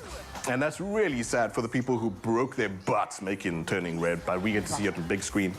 March the 11th. If you can't do it, go out there and watch it in cinema. Of course, we have to end with the big ones. Top Gun, Maverick. A highway to the danger zone. That is absolutely not how the song goes, but let's just quickly show visuals of the movie before we have to remember how JP sings. Top Gun, Maverick is May the 27th in South Africa. Correct. And just look at the visuals. Take this in while I talk to you, while I make brumming, low-frequency jet noises with my mouth. Tom Cruise obviously returns. How many years later is this? Top Gun, what, 20 years ago? Maybe a bit more. But the dude... Do I feel old? Yes, I do. And Tom Cruise, better than anyone, will do the job of making you feel old because the guy is hands-on, full body involved. So much so that this poor movie was supposed to release in 2019, July. And then something came along that delayed movies a bit. He purposely... Oh, who do you recognize? Miles Teller? Yes. There you go. Guy from Whiplash. I don't know what else you recognize him from. He was in a couple of series that I've seen as well. He's also another great... We were just talking about young actors like Zoe Kravitz. He's also a dude on The Ascent. Really intense guy, and probably about as intense as Tom Cruise, which is what this movie deserves. I've not seen Flight filmed in this way before, and maybe I've not seen enough movies in my life. But it was the same feeling just looking at these trailers as, remember Gravity with Sandra Bullock, where it's like, I've not seen space look like this before. In the same way, it really looks like put in IMAX cameras on fighter jets. Never seen this in my life, and I really look forward to seeing this on the biggest screen possible. Engrossing myself in poor Tom Cruise trying to kill himself in as many different ways as he can, which is why this movie was delayed, because he wanted it to be bigger, larger, more stunts, crazier, and we get to see it May the 27th. You are exciting all of us. Thank you so much, Mzansi. Let us know which movies you're looking forward to with regards to those 2020 most anticipated blockbusters for this year. Oh, JP's not going anywhere as more movies coming your way. 2022. Let's take a quick movie break. So with all those movies to look forward to, this blockbuster recipe for kids will spice up those pizza nights.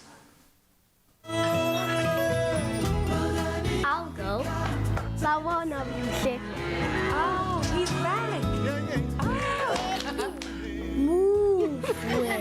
Clover fresh milk. Made with love by Clover.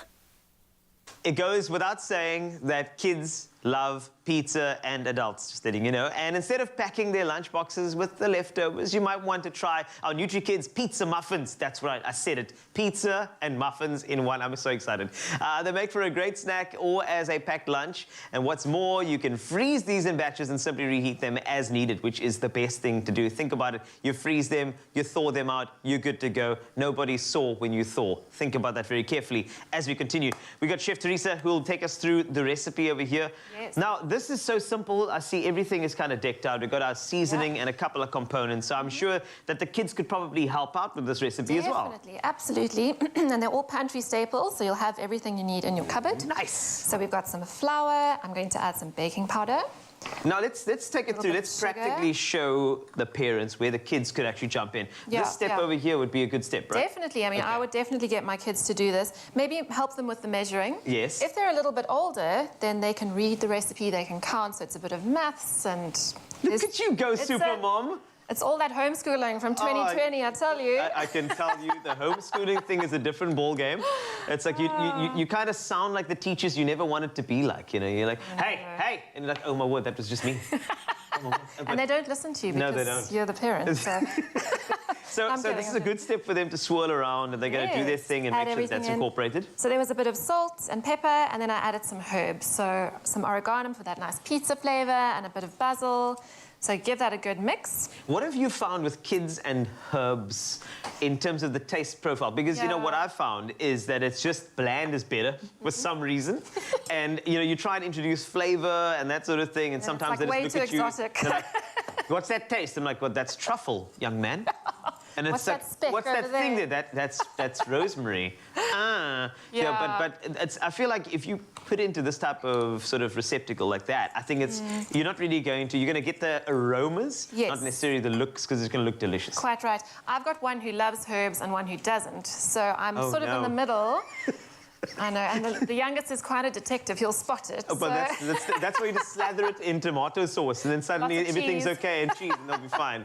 But just a little thing on, so Nutri-kids is being incorporated right now, and Nutri-kids, they have a nutritious range for kids, which include instant medium fat milk powder, you've got instant medium fat dairy liquid blend, low fat dairy snacks, and 3 fun flavors of fruit nectar blend. What's more is that adding milk to the mixture, instead of water, actually increases the nutritional value of these muffins, with Nutri-kids containing so many vitamins packed in there in a delicious bite for your kids. It's a source of calcium which aids in the development of strong, healthy bones to bring out the best in your little ones, and trust me, the best in you while you're making it for them, which is always great. So we know this is great.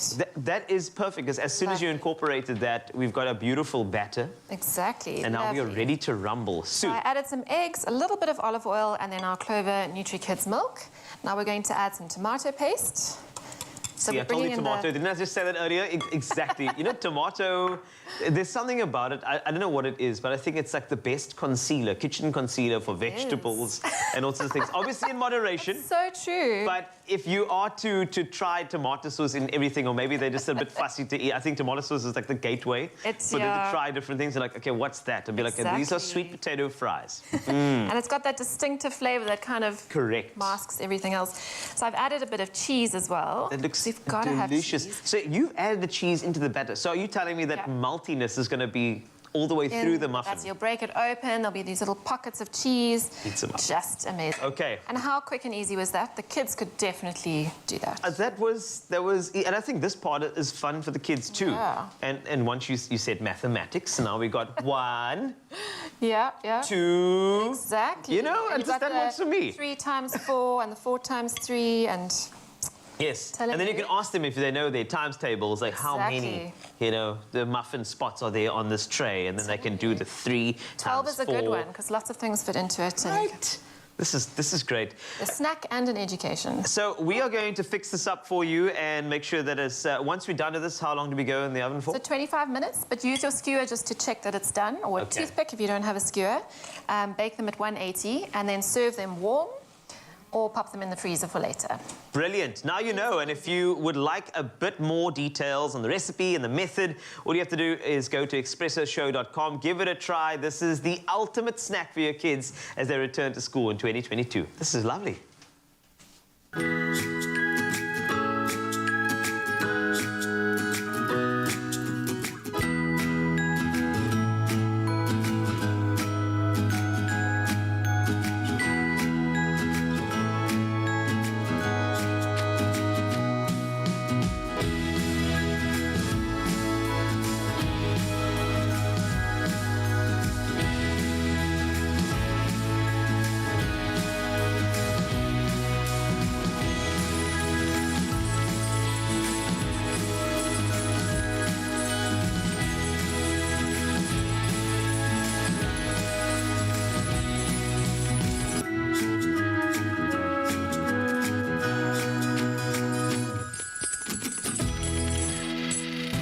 with Love by Clover. Only you can make my day.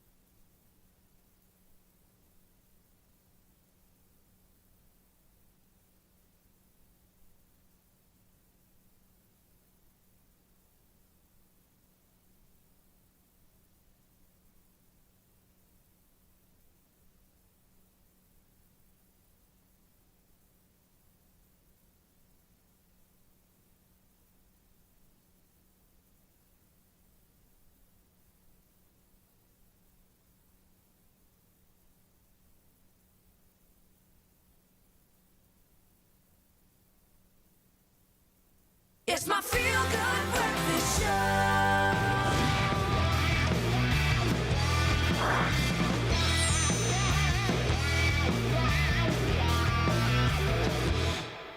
Yes, it is. It is still your feel-good breakfast show on this Wednesday, introducing to the most anticipated indie films for 2022. You heard JP Sebastian is here. He's here to tell us all about these releasing this year. Now, we're going to start with one that doesn't sound familiar, but maybe it's familiar to you, The Northman. And if the word indie isn't familiar to you, what indie means this... Independent. That's right. The smaller studios, not the major stuff like Warner Brothers, No Disney, Pixar, et cetera, no et cetera. So, yeah.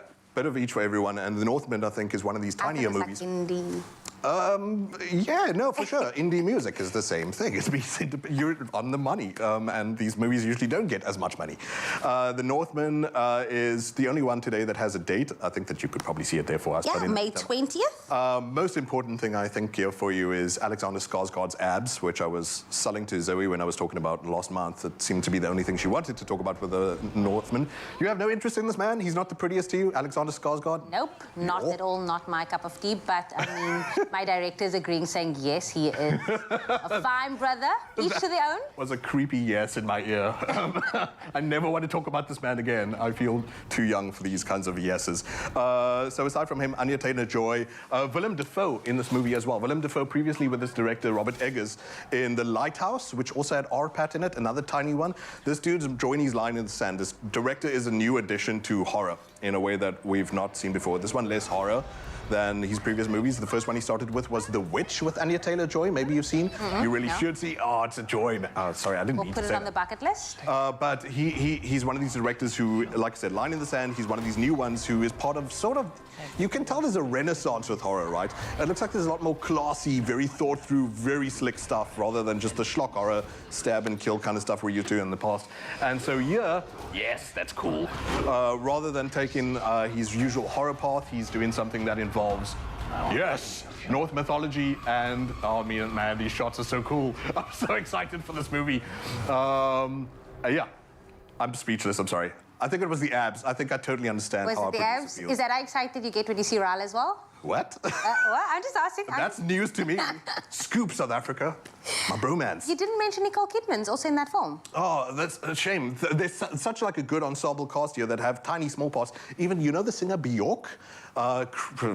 Amazing Icelandic singer who's been around for like 3 decades. So they're all these small parts, including Nicole Kidman, Willem Dafoe, etc., etc. And the director's that good that he attracts this kind of talent to him. Can't wait for it. It's going to be strong. May 20th is where it's at. The next one is Everything Everywhere All at Once. It's like a bit like a... Off the wall. And doesn't 2022, 2021 and 2019 all feel a bit like the title of that movie?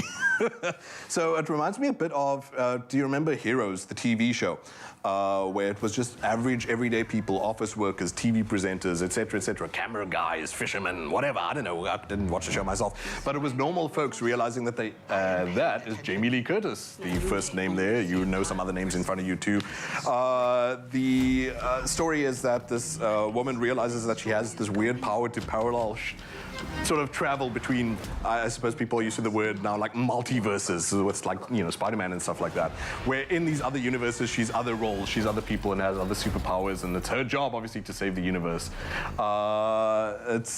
It's nice to see stuff like this. The last time, I think that people were used to seeing like smaller movies realize that they can do superhero kind of oddball stuff. Well, it brings to mind stuff like Being John Malkovich. Maybe some people will remember that. I doubt it. But this idea that tiny movies can also do the stuff that you see happening in Spider-Man. Tiny movies can also do the stuff that you see happening in Avengers. And it can be as weird and DIY as it likes, like Michelle Gondry's movies, etc., I'm pretty excited about the weirdness of this all that it is. Sometimes you do need a bit of weird in your life. No essay date for this one just yet, but it looks amazing. This is what being a mom feels like. You in different... Taking on everything. Yeah, different... I'm glad you immediately noticed that. The poor woman's like, you know, a woman trying to keep a household together, doesn't realize that she's a superheroine this whole time, and at the same time, the weight of the world is on her shoulders. I look like I'm telling your story. You're smiling like, yes, please. Tell us more, tell us more. Yeah. JP, as always, it's great to have you with us. Some great films coming out this year. Let us know again on social media which films you are looking forward to for 2022. You know which film or which superstar I'm looking forward to is this next guest. Ash is here on your Feel Good Breakfast Show. Sounds amazing. Thank you so much, team. Well, let's get back on stage right now. Our little Expresso stage, which has come alight and alive this morning with some beautiful indie folk, some country stylings of an incredible human being, a singer-songwriter who we love on the show, Ash. And she is sending us into the rest of today with another beautiful song that's going to hit you right in the feels. It's No More Love to Give. Take it away.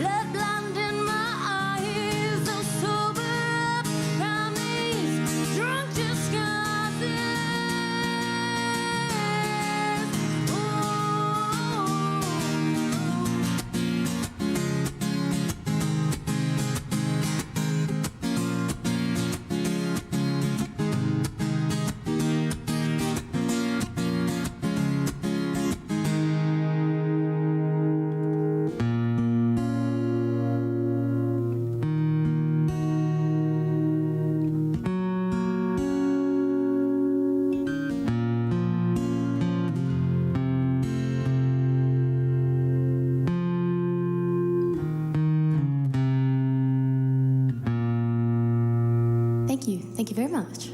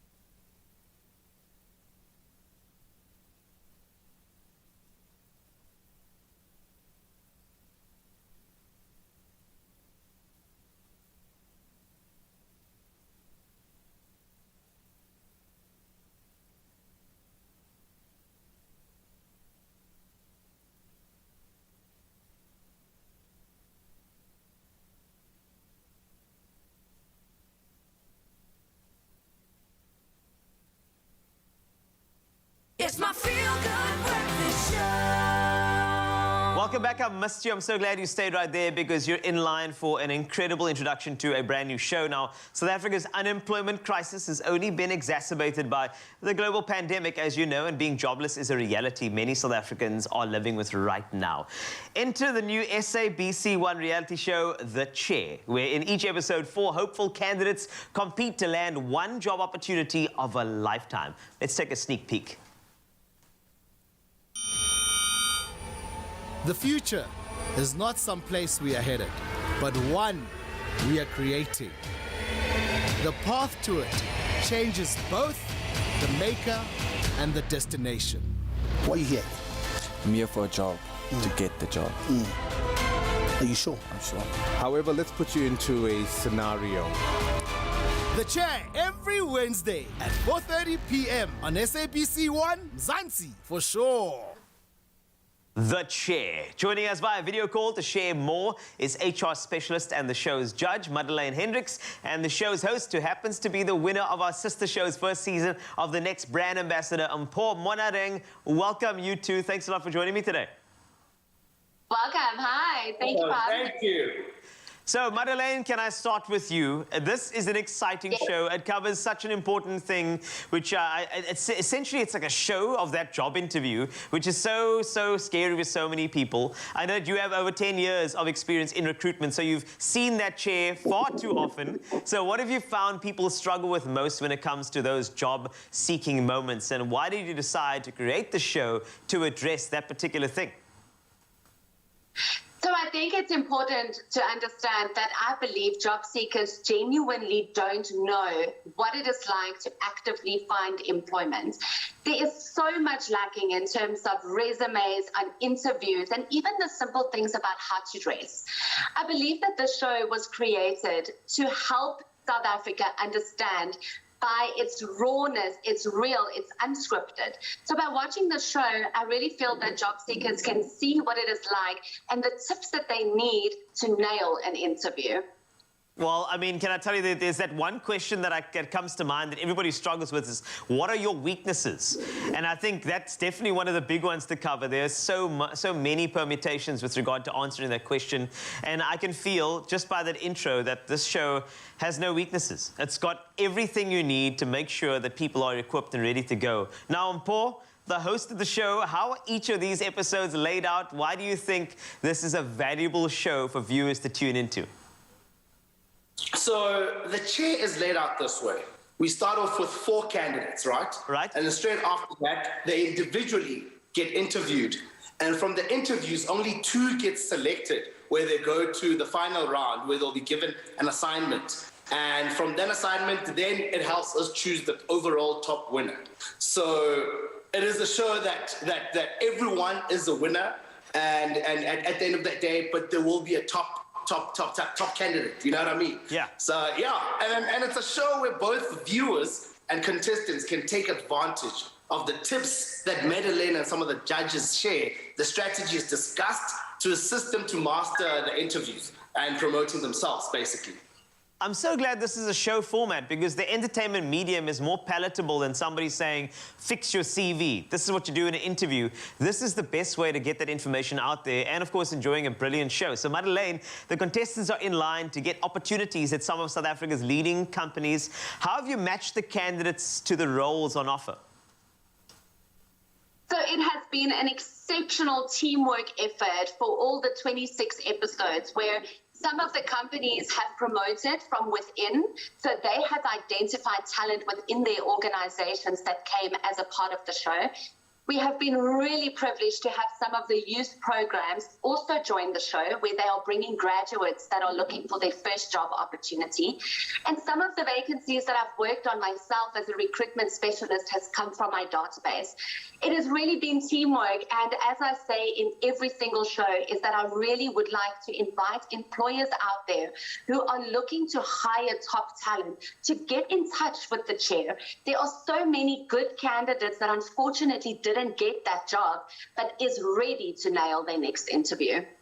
And they definitely will with the help of this show and the advice of all of your panelists. So, Mpho, just going back to you, why did you decide to come on board as the host for this show, and how do viewers get hooked into the story of each of these candidates? Because it's a show like no other. You know what I mean? Where we help South Africa, where we help curb the unemployment rate in South Africa. And who wouldn't want to be part of that movement, that show? I mean, these candidates, they come from different parts, various parts of South Africa, different backgrounds. And they are so relatable in the sense that you know their struggle, you know what they're going through. So, most definitely. And also, don't forget, we get to see you on TV, Paul, because, I mean, TV and you, it's a match made in heaven. Just letting you know. You know what I mean? Thank you very much. No, it's the truth, bro. It is. So, Madeleine, do you mind if I steal some top tips from you? I know we're going to see it in the show, but I'm intrigued. I know that people are starting off looking for jobs at the beginning of the year, one of the top times where people look for jobs. So if anybody is on a job-seeking journey right now, if you could give us just a nugget to think about as we go ahead and try and find that perfect job. So we don't have all day, so I had to choose my very first top tip, and that is to plan your career. I think what happens is that the job-seeking world gets so negative because you keep on applying for all of these jobs that you don't qualify for. But if you plan your career properly and you are mindfully applying for jobs that is getting you to your 5-year goal, I do believe that you will have a better chance of securing the job you want. And it's a simple little roadmap that you can make for yourself to say, where do I want to be in 5 years? What job am I going to have? And what company am I going to work for? Then you work your way backwards and say, what are the positions that I have to be in order to get to that job? Let's say you want to be a sales director. What positions you need to be in before you can be a sales director? A sales assistant, an internal sales rep, a sales manager. Then start applying for the jobs in companies that you need to work for so that you can gain the industry knowledge to get to that final destination. It's all in the plan. We don't go on holiday without making and mapping out the route of where we are going. And the same should be for your career. Madeleine, that is pure pearls of wisdom. Thank you so much. We'll hear more of them in today's episode. Of course, SABC 1, 4:30 p.m. Wednesdays, The Chair. And I think it's going to be brilliant. Mpho, thank you so much for joining me as well and just sharing a bit more. We cannot wait to see you on TV a little later. I'm actually seeing you on TV in your screen as well when you're on the video call. I saw you at the back. You have to back yourself, Mpho. Back yourself, my friend. Hey, man, I'm taking care of myself. You know what I mean? I'm watching here and doing this. I'm here. I'm everywhere. That is the best. Thank you very much. Love your job. It's so important. And Mpho, Madeleine, thanks a lot for joining us. And don't forget, it is a brand new show. And if you are in the job-seeking process, watch it. The Chair, Wednesdays at 4:30 p.m. on SABC 1. Well, it's time, everybody, Mzansi, G-Man, everyone in studio, it's time to face the facts. All right. We definitely need to make better money choices in 2022. Yeah, Can we put that on a bucket list? Can we make sure that that is our intention for this year? Now, of course, you can hashtag take your money seriously with Nedbank and start saving by sharing your stories. And firstly, what will you be doing to take your money seriously this year? Yeah, I think we've kind of gone through a couple of the things that are obtainable. Obviously, you want the bigger goals. You want to save more, maybe start investing, take care of those bigger chunks of debt. But those smaller increments can help a lot because they help you build a positive mindset because you're getting little successes every single day. And those little amounts, when they accumulate together, add to a lot. So I'm going to use a little analogy with me because coffee is a big part of my life, okay? Now, getting hold of, I want to say I went out and bought, but kindly, because we've been working so closely with an Expresso team, they were very kindly, they gave us a brand new Nespresso machine, which has been a life changer for me. And I'll tell you why, because I would buy a coffee on the way to work, and not a single, not a double, not a triple, a quad, okay, which is about $50 every day on my way into work. And I'll have about 4 or 5 coffees a day, which means I'm spending about $200 a day on coffee. Times that by 5, that's $1,000. I'm spending thousands of rands on coffee. Get yourself a coffee machine. Get yourself a Bodum where you can make your own coffee if you have to. One simple, better money choice is saving me, what, $6,000 a month? Wow. Just on coffee, yo.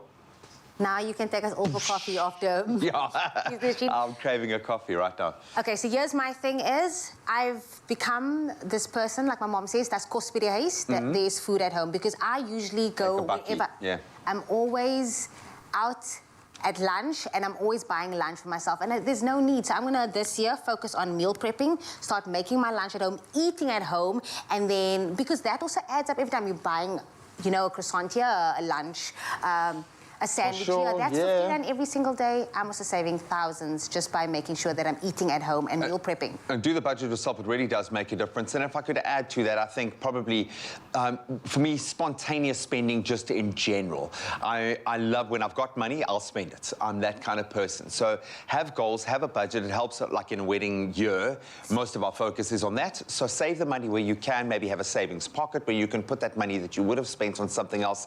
But for me, I'm going to try and curb that kind of spontaneous. Just because I have disposable income doesn't mean I must spend it. Now get this, this January together with Nedbank, Expresso has 10,000 Rand weekly up for grabs. All you have to do is share a story of how you could avoid certain scenarios if you made better money choices and what you can achieve when you hashtag take your money seriously. Maybe take a note from me and G this morning.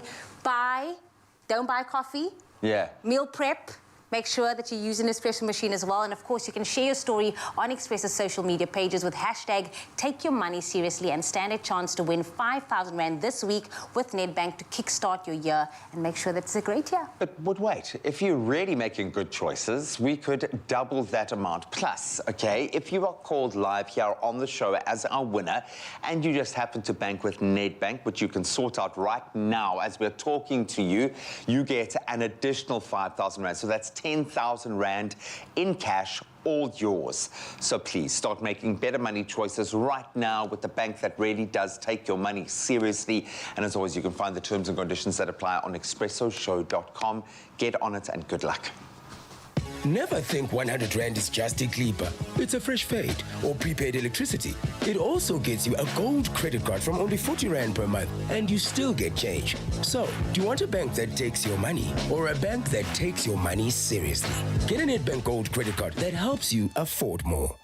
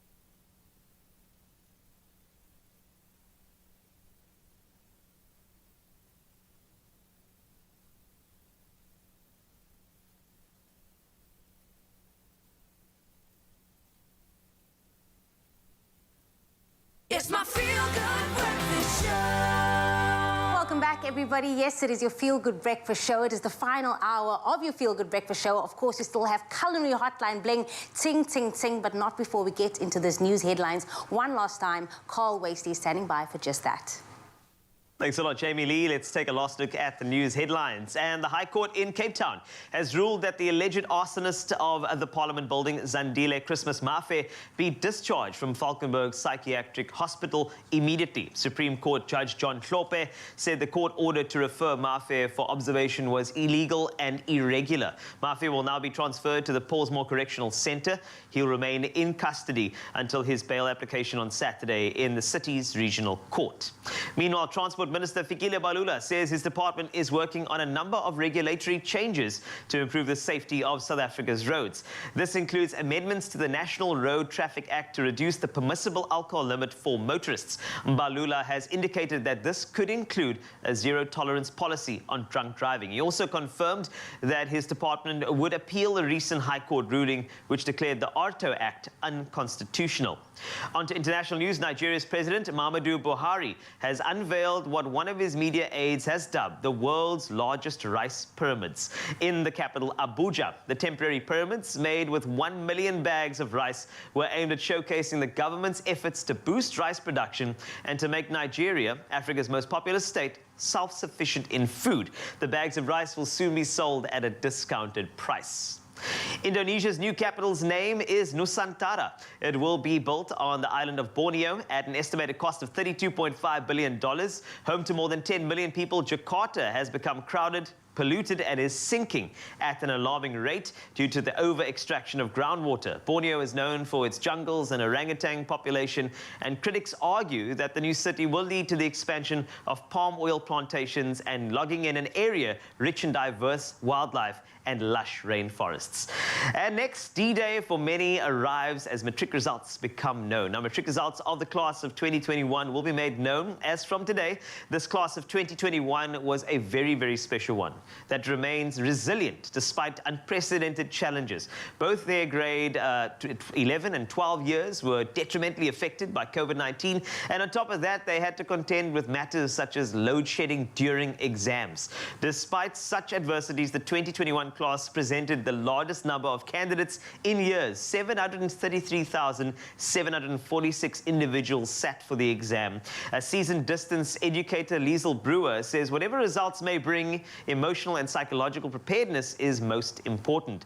Learners who do not achieve the expected results may experience disappointment and stress, but it's major not to, she added. Now, Professor Ramadokhwane Tabane, head of psychology at UNISA, advises that if results are unfavorable, candidates should again examine their options, such as attempts at improvement of marks, a repeat of the year, or enrolling at a TVET college instead of entering a university. He strongly urged parents to offer their children much support and reassurance during this period.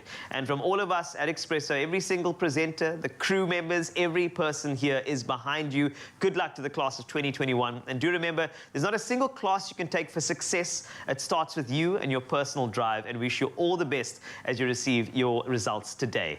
On to the sporting action for the morning. Graham is standing by.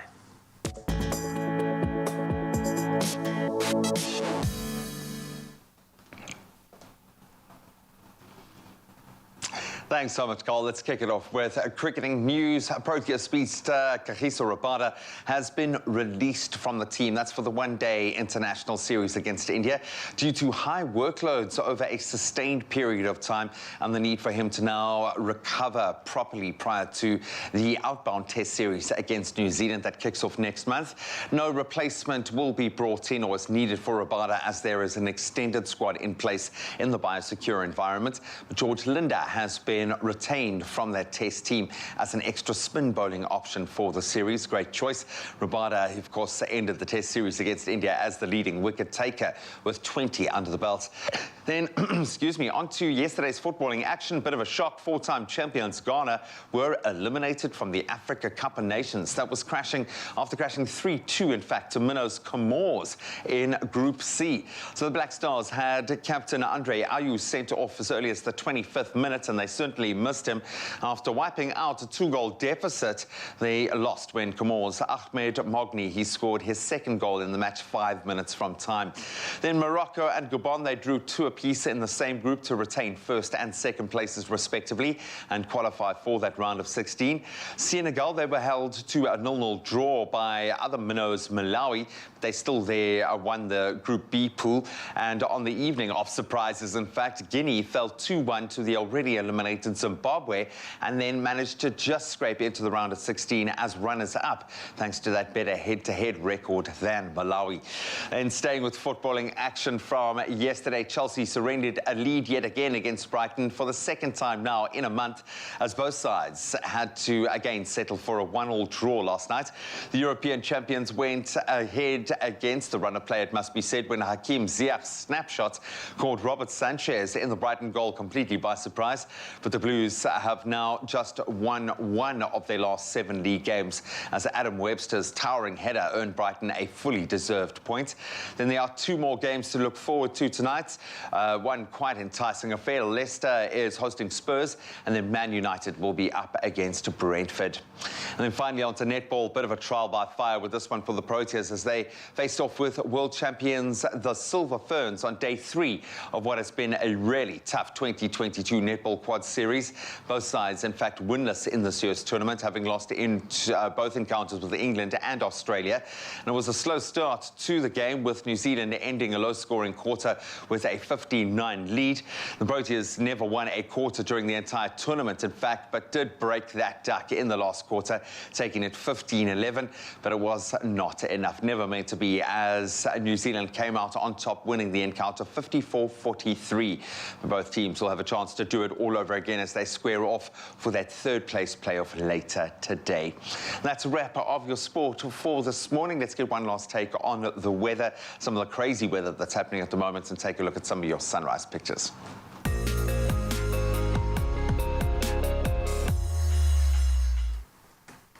Thank you so much, Dee. It's time now for some sad news on the weather front. Now, 72 houses and 50 chalets have been evacuated at Bloemhof in Northwest as the Water and Sanitation Department was compelled to release more water from the Vaal and Bloemhof dams. And this is in an effort to reduce water levels following heavy rainfall. Now, houses on the banks of the Vaal River have been submerged, and spokesperson for the department, Deneo Tapelo, said all emergency services were on high alert.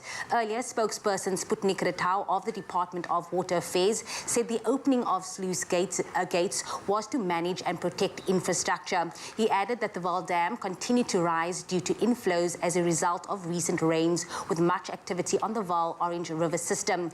Meanwhile, the South African Weather Service has issued a yellow level 2 warning for disruptive rain today over parts of Gauteng, Northwest, the Free State, as well as KwaZulu-Natal. While, of course, it is good news to hear our dams are so full, our thoughts are certainly with residents needing to evacuate. We hope your homes make it through this period without too much damage.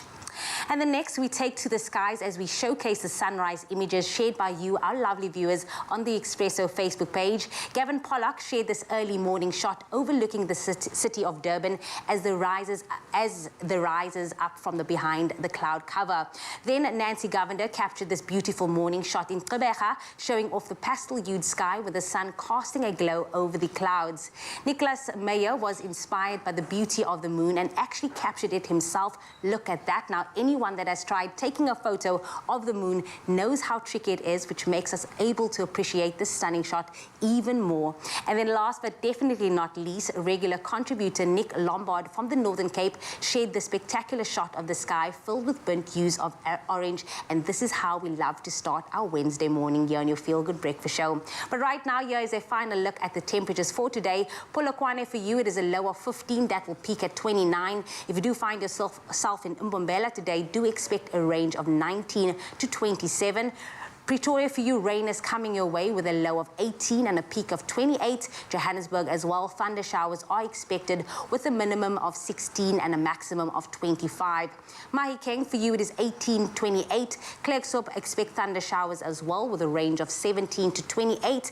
Kimberley for you, it is 19, 32. And if you do find yourself in Bloemfontein today, thunder showers are also coming your way with a minimum of 15 and a maximum of 30. For you, Richards Bay, it is 20, 28. Pietermaritzburg 15.24, as well as South Africa's Playground Durban can expect a low of 20 today that will peak at 26. Mthatha for you it is 14.22, East London 19.25, as well as Craddock can be seen with a low of 15 and a high of 30. Gqeberha for you it is 18.24, George 16.24, and then the mother city Cape Town can expect a range of 15 to 24 as well. Worcester 15.35, Sutherland 14.31, and then last but definitely not least, Uppington, your range is 23 to 37. Of course, wherever you find yourself, make sure it is a feel-good kind of day. But right now, Zoe and Tabiso is telling us all about South Africa's first car-sharing marketplace called Rent My Ride. Listen to this. Rent My Ride is a South African car-sharing platform where people are able to rent out their cars to users in cities and towns all over the country. This car-sharing marketplace has a whole selection of cars to choose from, whether you're looking for a day-to-day polo, a bucky to move some heavy things around, or a convertible to feel the fresh breeze through your hair. Well, now we welcome to the show Rent My Ride CEO and founder Sebastian Brockman to tell us a little bit more. I love the sound of this. Hi, good morning. This is really fantastic, and I see why you're smiling like that, because it's put a smile on my face. It's such an exciting and innovative and really fresh concept and a fresh platform to launch in South Africa. Why was it so necessary for you to bring this to us? Okay, yeah, so I'm originally Dutch, and I moved here a couple of years ago, and I saw the success of car sharing in Holland, but also in the US. So I thought it would be a great idea to expand that to South Africa. Yeah. South Africa is a car country, so people like to travel by car. Public transport is not always the best option.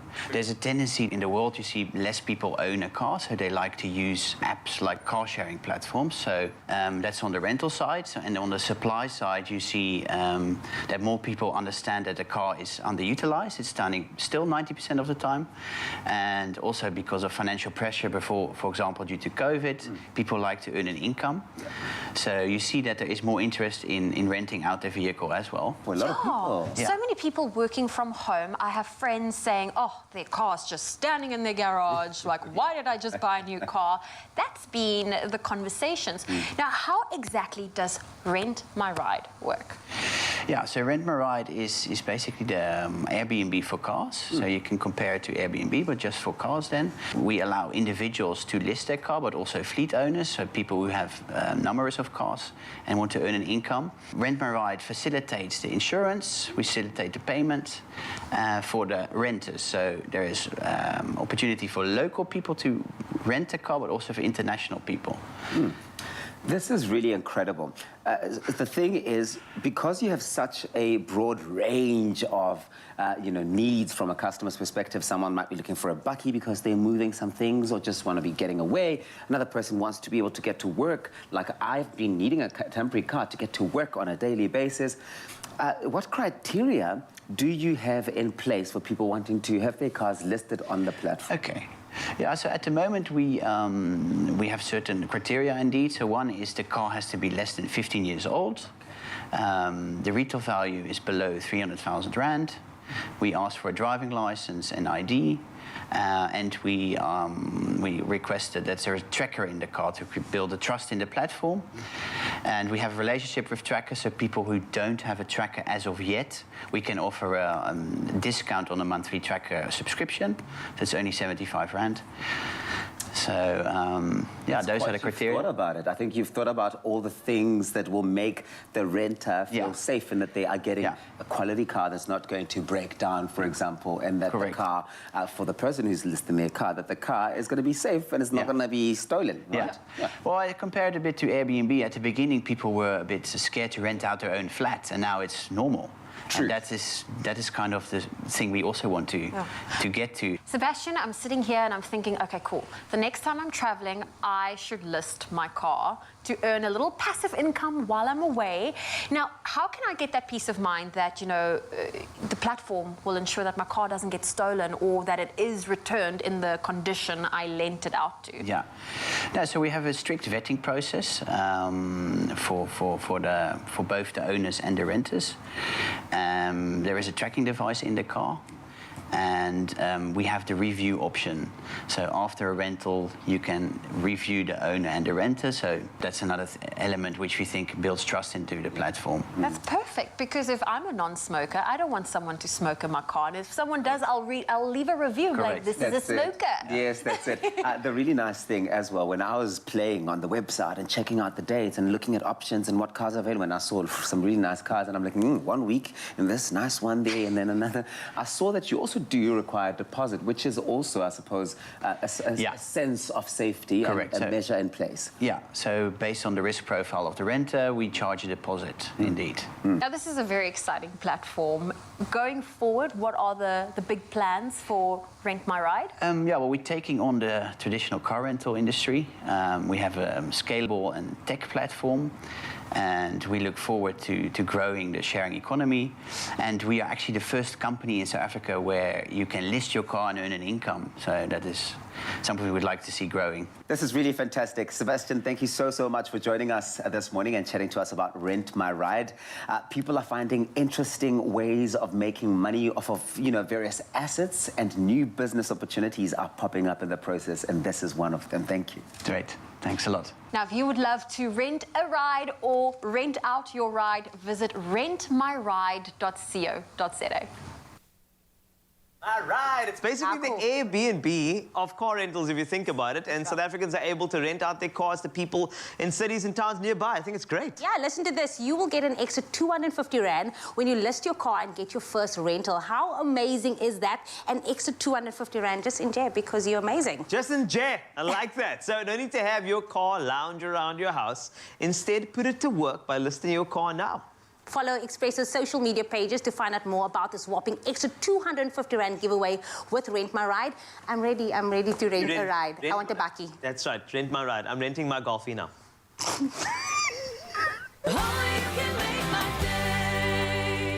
Summer is as endless as you want it to be this getaway season with your Marriott Bonvoy Stay Longer on Us promotional offer. Get 20% or more off standard room rates when you stay 3 nights or longer at participating Marriott hotels across this magnificent land of ours. To find the participating Marriott hotels at your dream destination and just how good things get when you stay longer on us. Book now on emea.marriott.com.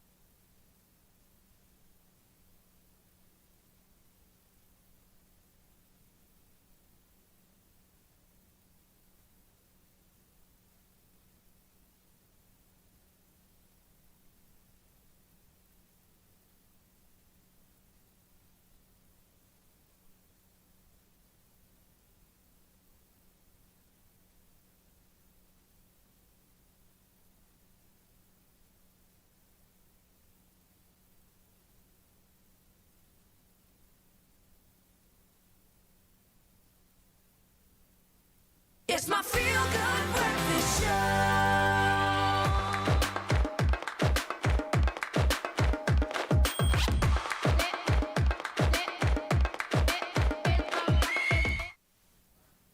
It is your Feel Good Breakfast Show. This is Expresso on S3. And don't let those cravings catch you unprepared, because Chef Clem, back in the kitchen, I missed him so much. He's so beautiful. He's got 2 delicious ideas for you. It's quick and easy snacks that'll hit the spot, but with a bit of health. You know, it's quite important. Now, easy 3-ingredient, beautiful. You got muesli-style bars, which is going to be beautiful. You've got some chopped fruit with peanut butter and honey dip. This is going to be excellent. Get ready to whisk everything for a good, healthy diet. Chef Clem, I missed you, man. I missed you as well. I missed you so much. I think next year we're not going to go off air. Yeah, we're not going. We're going to work straight through. We have to. Well, did you see how Jamie... Look at everybody like... Yeah, I just heard that now. So, okay, don't worry. We'll still be here for you. We'll be here. Okay. What are we doing today? I'm ready. It's like I feel like I've got my drumsticks here. I'm going to ask you to work on our peanut butter dip. It's so simple. Yes. First, I want to know, are you a smooth peanut butter kind of guy? Crunchy peanut butter? I am an any peanut butter guy. Any peanut butter? If you have peanut butter in your house, I don't care if it's chunky, if it's smooth. I don't care if it's like a different nut, like almond. I don't care. Like I would do any. If it's the butter, then I'm good to go. It's one of those things. So I'm very happy about that. But I'm excited. So I'm going to make a sauce. This is going to be like, because I mean the other peanut sauce I'll make it's satay. You're right. So what's this one? This one. And it could almost be turned into a satay, to be honest. With a bit of salt in there, maybe some soy? A little bit of salt. I would even go with the same ingredients. So for your peanut butter dip, you got peanut butter, you got almond milk, you got honey. I would use those 3 ingredients anyway to make it a satay, a little bit of soy sauce, a little bit of ginger in there, a little bit of garlic. It's so easy from like sweet to savory. That's so true. And satay is so it's fine. Yes, live from S3. It's Saturday Night Live. It'll be great. Coming soon. It's going to be good. Coming soon. An idea. So, okay. We're going to go, and this is smooth. Go crunchy if you want, absolutely, whatever you want to do. You're going to add some almond milk to it, and then some honey for a little... Not only sweetness, I said this yesterday, honey's got a slight acidity to it, so it actually brings up the flavor of everything else that's in your bowl. So that's you. And the consistency that you want is exactly what every Carl wants today. I got a hack for that, but I'm not going to do it now. But you can actually warm that in the microwave to make it smoother. And to incorporate a little better? Because sometimes it goes a little bit clumpy if you try to mix it in with any sort of colder liquid. But it's okay. 100%. For that, I'll do this now. Okay. Right. What I'm going to do... What do you have there? Did you just mash a banana? I did. I mashed the banana. How big was the banana that you mashed? It was approximately 45 cents. No, it's just joking. It was a healthy-sized banana, okay? And here's the thing. If your banana is a little riper than normal, it's perfectly fine because it's a little sweeter, actually. So go for it. Okay, so I pre-mashed the banana, and then I'm going to add oats.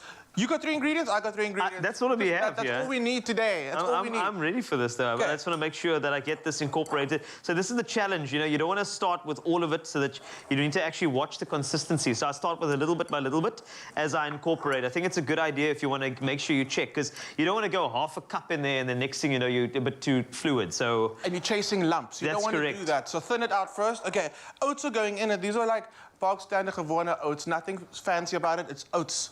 Oats. Get that in there. How's it oats? How's it oats? Okay, whenever you have oats, like if you're making cereal porridge on the stove, or you're eating with oats, as soon as it enters a bowl, you add a pinch of salt.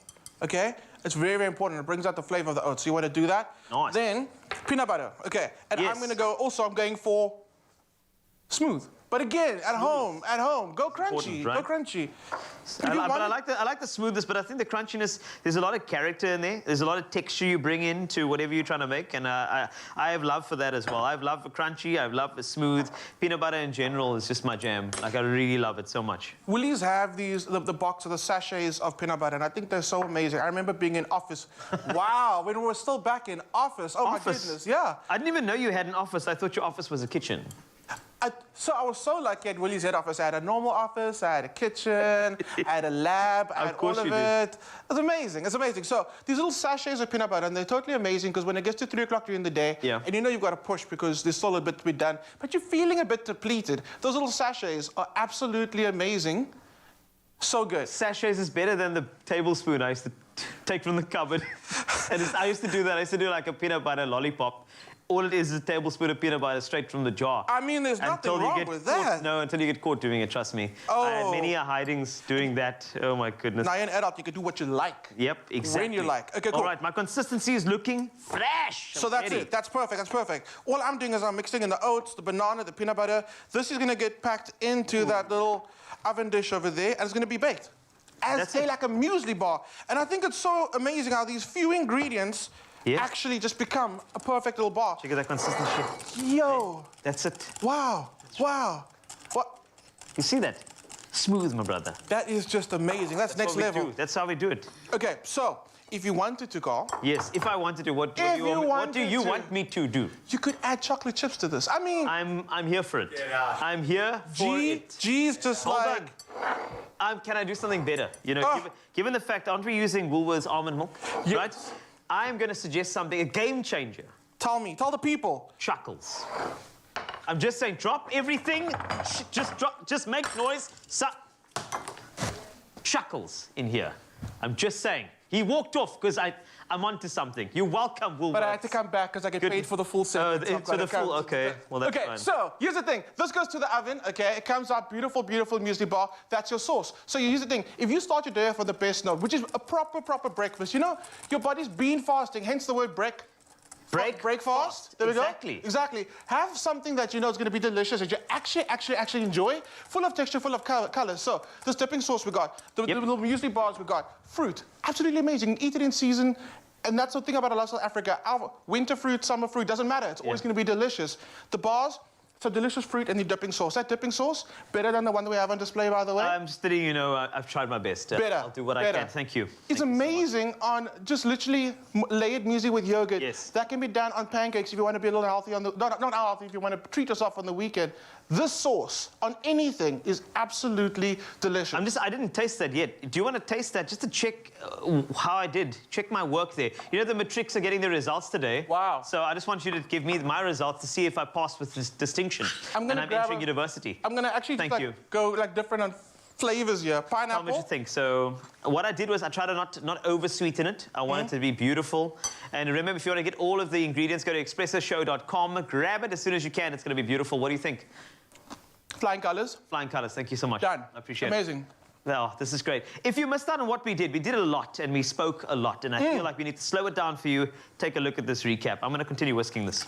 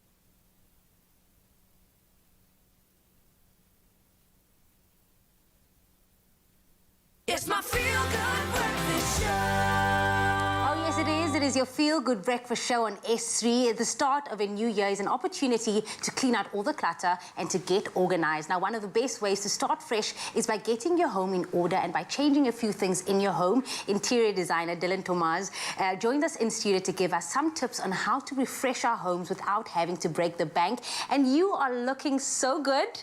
Oh my word, I wish everyone could smell you right now. Isibiyaki coming through smelling like my man on a Sunday. How are you? I'm so good. How are you? I'm so good, knowing that you are here to help us refresh our homes for 2022. So what are your tips on making it easy as well for this new year? Well, with everybody coming out of COVID and, you know, wanting to find a new way forward, this is the perfect time to do it. And the best thing to do without breaking the bank, exactly what you just said now, is just a couple of pieces that we can update and we can go through the different spaces. So in the bedroom, we spend quite a lot of time there, and it's important to sleep in really good sheets, nothing less than 140, otherwise it gets a little itchy. Oh, yeah. Exactly, I feel you. Exactly. And we always have a great selection from 144 all the way up to 600 thread count, which is really good for just updating the space, which is really important, with beautiful duvet covers ranging from prints to plains, which I think is a really nice way to just make a space feel great. And that's the display you have over there. So the bedroom, that is all the key pieces that we need just to elevate and make sure that it's fresh, it is ready for this year ahead.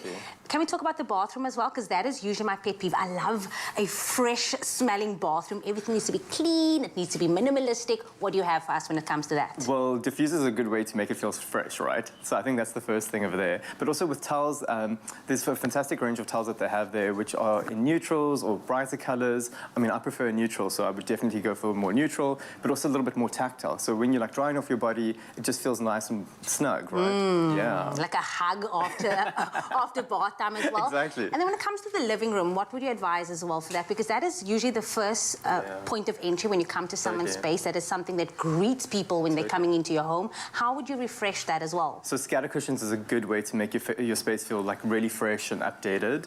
You can either bring a pop of color into it, or you could just keep it more neutralized, but it is exactly that point of entry. And curtaining is also really great for that space because they complement each other really well. You could also get beautiful rugs, which will always have that collaboration with Hertex, which is great. And then there's like decor pieces, like you can get like plants and lights and things like that. That just doesn't have to cost a fortune, but just makes it feel nice and fresh. Do you think minimalistic is going to be the trend and continue with the trend for 2022, or are we going to see more pops of color, more things throughout the house? I do think there's going to be a bit of both. And I think as people are spending more time at home, they're really starting to identify with who they are versus following in a trend, which I think is really important because your home needs to reflect who you are, right? 100%. Now, here's the thing as well. A lot of parents are prepping for the kids to go back to school, back to university. The dorms, kids, students spend so many time in the apartments, in their student dorms. Okay. How do we, again, refresh that space for them? Right. And with this being a cost-effective way that you need to approach it, right? So we always have these wonderful duvet inner bale sets, which we see over there, which is great. And what's really fun about this is you buy the duvet and the pillow inner together, and they start from like $5.99, which is such a good way to... What? I know, right? So it's a really good way to actually make sure your kid sleeps, you know, comfortably. Well, as comfortably can be, because you still want them to come home at some point, right? Now my kids are never coming home again. I'm sure that I wish I had this throughout my student life, because I didn't even have I had a bunker bed. I was like sleeping. So you're the top or the bottom? Yeah. Hey, I was the bottom. No, for sure. But some great pieces as well. I know you mentioned a lot of the infusers as well. That is also quite big right now. Totally. Diffusers are really, really big because it also identifies exactly how you said, like, I smell with what I smell like today. Exactly, right? So as you go into somebody's home or into your own home, you want it to feel fresh. And the diffuser range is just so good. They last long. And it just is a great identification within your space. Putting you on the spot right now, one item. You can only take one item to spruce up your house, give it a bit of spice, give it a bit of flavor. What is it? Ooh, I would go with a diffuser. A diffuser? Exactly. Hey! Yes, I love the smell. Smell essentially is so important, right? And it's like if you smell a restaurant, you associate that memory. So for me, smell is really important. So weird. I was actually thinking you're going to go with a plant because you look like a plant dad. But it's okay. Each their own thing. I'm not. You're not a plant dad? I prefer fresh flowers. Okay, I'll buy you for Valentine's Day. It's coming. It's around the corner, okay? Well, there you have it, Mzansi. Refresh your home by applying these tips from interior designer Dylan Thomas. You can, of course, shop all your homeware needs at Woolworths, and this is available in-store, online, or on the app. And I think I am taking this one home because I need it. Stand a chance to win 10,000 Rand towards your child's school fees. Spend 500 Rand on schoolwear from Woolworths and swipe your My School card to enter.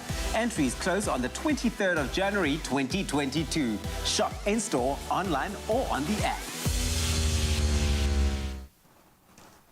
We're about to have a lot of fun with our guest, Ash, in studio this morning. But before she performs her last song, and you're going to love it, by the way. I love the last song she's about to perform. I can't tell you anything about it, because that would be spoiling stuff. I don't want to do that for you. But what I will say is that we got a game for you. It's called Guess the Lyric. Now, how it works, I'll give you a line from a song with missing words, and you'll need to guess the lyric that is missing. Once you've gotten the word correctly, you need to complete the moment and the point by singing the song. We got Graham up against Ash. Graham, his singing talents are, I mean, this is somebody who would easily go to Sun City after an Idols round, just so you know. Easily. Yeah, during lockdown when no one else is there. Yes. And it's quiet. And there's no one there to hear me. I've avoided playing this game for about a year and a half. Every time it starts happening, I just like leave the studio. I'll just walk outside. Oh, I need a coffee, guys. I'm just...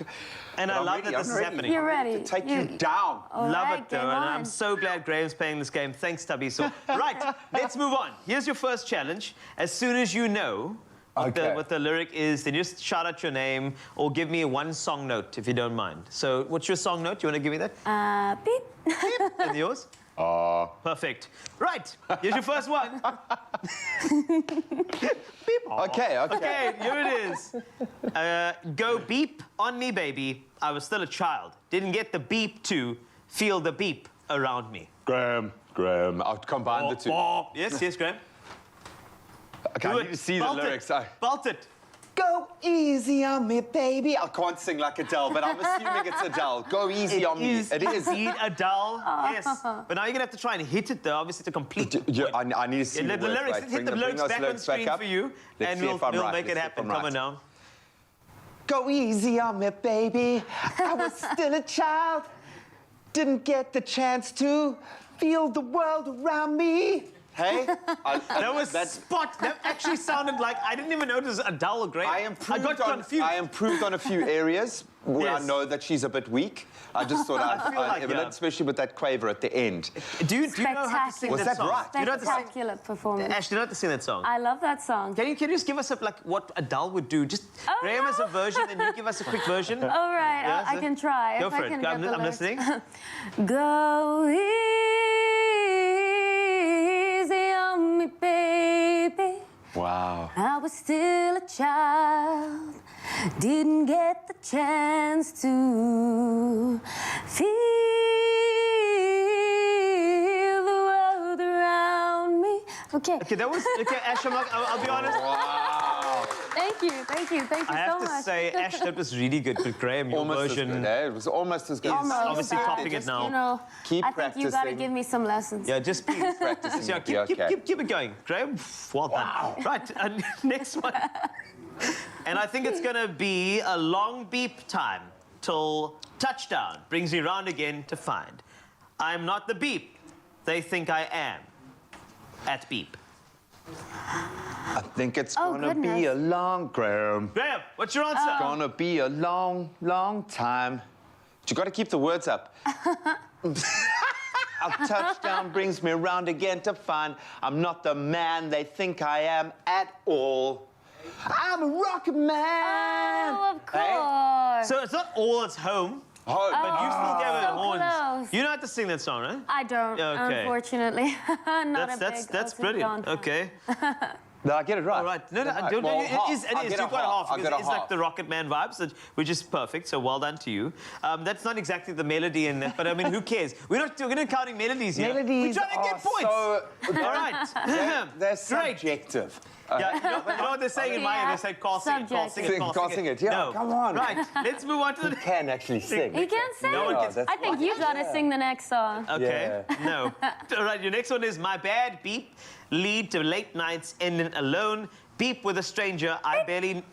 Yes, Ash, go for it, go for it. My bad habits lead to late nights and in alone conversations with a stranger. I can't hear you because the singing's not happening. My bad habits lead to late nights and in alone conversations with a stranger I barely know. Yes, go! Beautiful.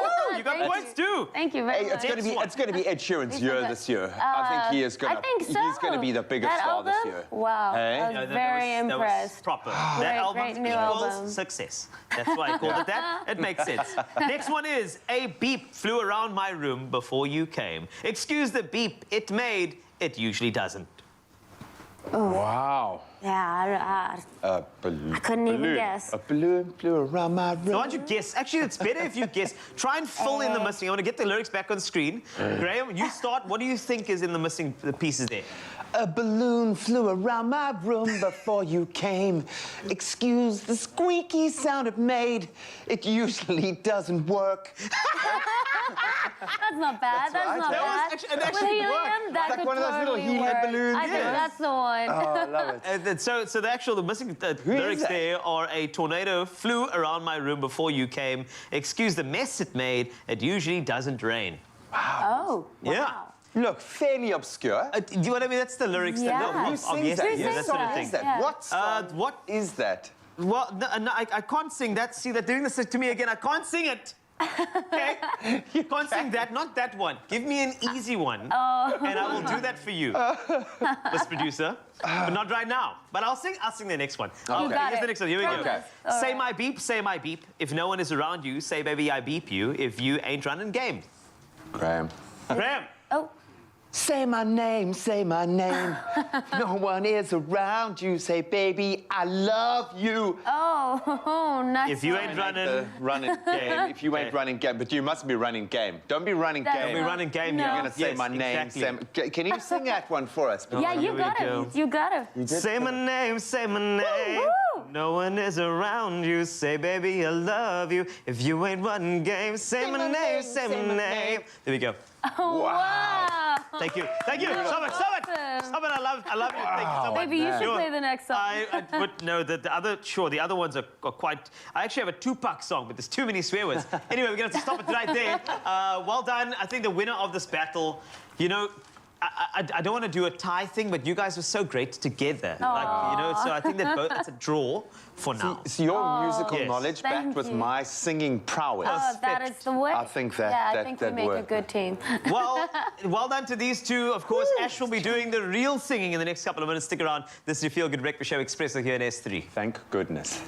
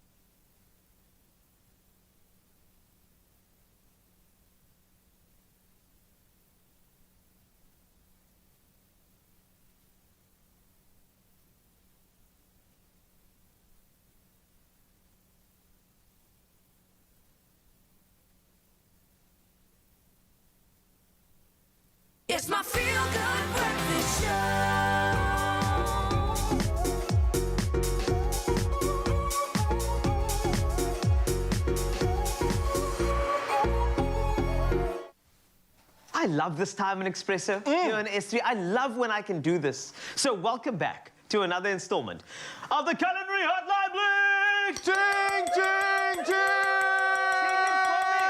Yes, just ting all day. That's the whole vibe. Chef Clem is here to help you. If you have any questions for Chef Clem on all things in the kitchen, call us right now, 021 110 552.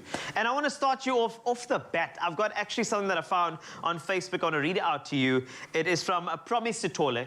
She'd like to know, Chef Clem, how to make an open pie. Struggling, Sizanebo. So please assist. And then I tried to call her, she didn't answer the phone. It's fine. It's fine. I'm gonna just connect with you mentally and say, an open pie. An open pie, and I was like, it's basically pastry at the bottom, then with your filling, and then what would be pastry at the top is gone, right? So it's like tart, quiche vibes. Okay, tarty cool. vibes, tarty vibes. Okay, so here's the thing. Tarts are absolutely amazing because it's easier to make than the full-on pie with the short crust and the puff. I think it's because the lid is the one where it's vulnerable to steaming out and becoming a bit soft, and there's a lot of things that can happen. Yep. Hey. So I love this concept because I do feel like this is a lot easier, and I also enjoy seeing the contents of said pie because you get to see what you're about to consume. That's as opposed to saying like, is this actually a venison? Is it a pepper steak? Is it a steak and kidney? But this one, you see it right there. It's like a window to culinary delight. Right there. So poetic. And it is. Thank you. Yes. Like that. Okay, so I'm using phyllo pastry, phyllo or phyllo, whatever you want to call it. It's delicious. That's the thing. So it's so easy to work with. The most important thing is when you buy it, you're going to buy it, it's going to be frozen. Okay? Do not put it in the microwave. I've heard this. Don't put it in the microwave. You're actually going to cook it. It's going to be cooked when you take it out the microwave. Yeah. So pop it in the side. The thing about phyllo pastry is extremely, extremely thin. So and isn't it sensitive to temperature? So where you do thaw it out, should you be careful about the temperature too? Because you don't want it to go over, because I'm assuming phyllo is just one of those pastries where, I mean, it's so sensitive, it sticks together. Sticks together? Yep. And what you want to do so it doesn't dry out. All right. Yeah, so exactly like you say, when you do thaw it out, don't keep it in direct sunlight. Doesn't need that. Doesn't need that. Get a clean. Got to be clean. Clean. Preferably one with a label on it. That's how clean it should be, right? Hey, that you like washed it through, etc. Okay, done. Great. Okay, cool. This is gonna I've made it damp. All right. Okay? Then I feel that it's not wet. It's just damp. Okay. Just enough. So all you're gonna do is just layer that over your pastry. That's gonna keep it nice and moist, and it won't dry out. So first thing is, phyllo pastry, the more you layer them up, the more texture you're going to get. Right. But again, you don't want to dry it out. So every time you add a layer, you add butter, okay? Ooh, butter is the culinary lubricant of delight. That's what it says. That says on the label. In the dictionary as well, that's exactly what it is. So, another thing that's amazing is the more rough edges you create, the more texture, because that's going to cook. It's going to start separating slightly. It's going to go nice and crispy. I also like the look of it. The look is absolutely important. The look is great when it comes to phyllo. So, oh man, this is going to be good. What are we going to fill it with? Sorry, I don't want to jump the gun, but I feel like I want to know what the filling's going to be. We're going to go nice and vegetarian with this one. All right. Or meat-free. Yes. So we're going to go some beautiful vine tomatoes. And then we're going to go some mozzarella, some olives. I'm going to make a quick royale. Actually, I'm going to ask you to make that quick royale for me. All right, got you. Right? So here's your bowl.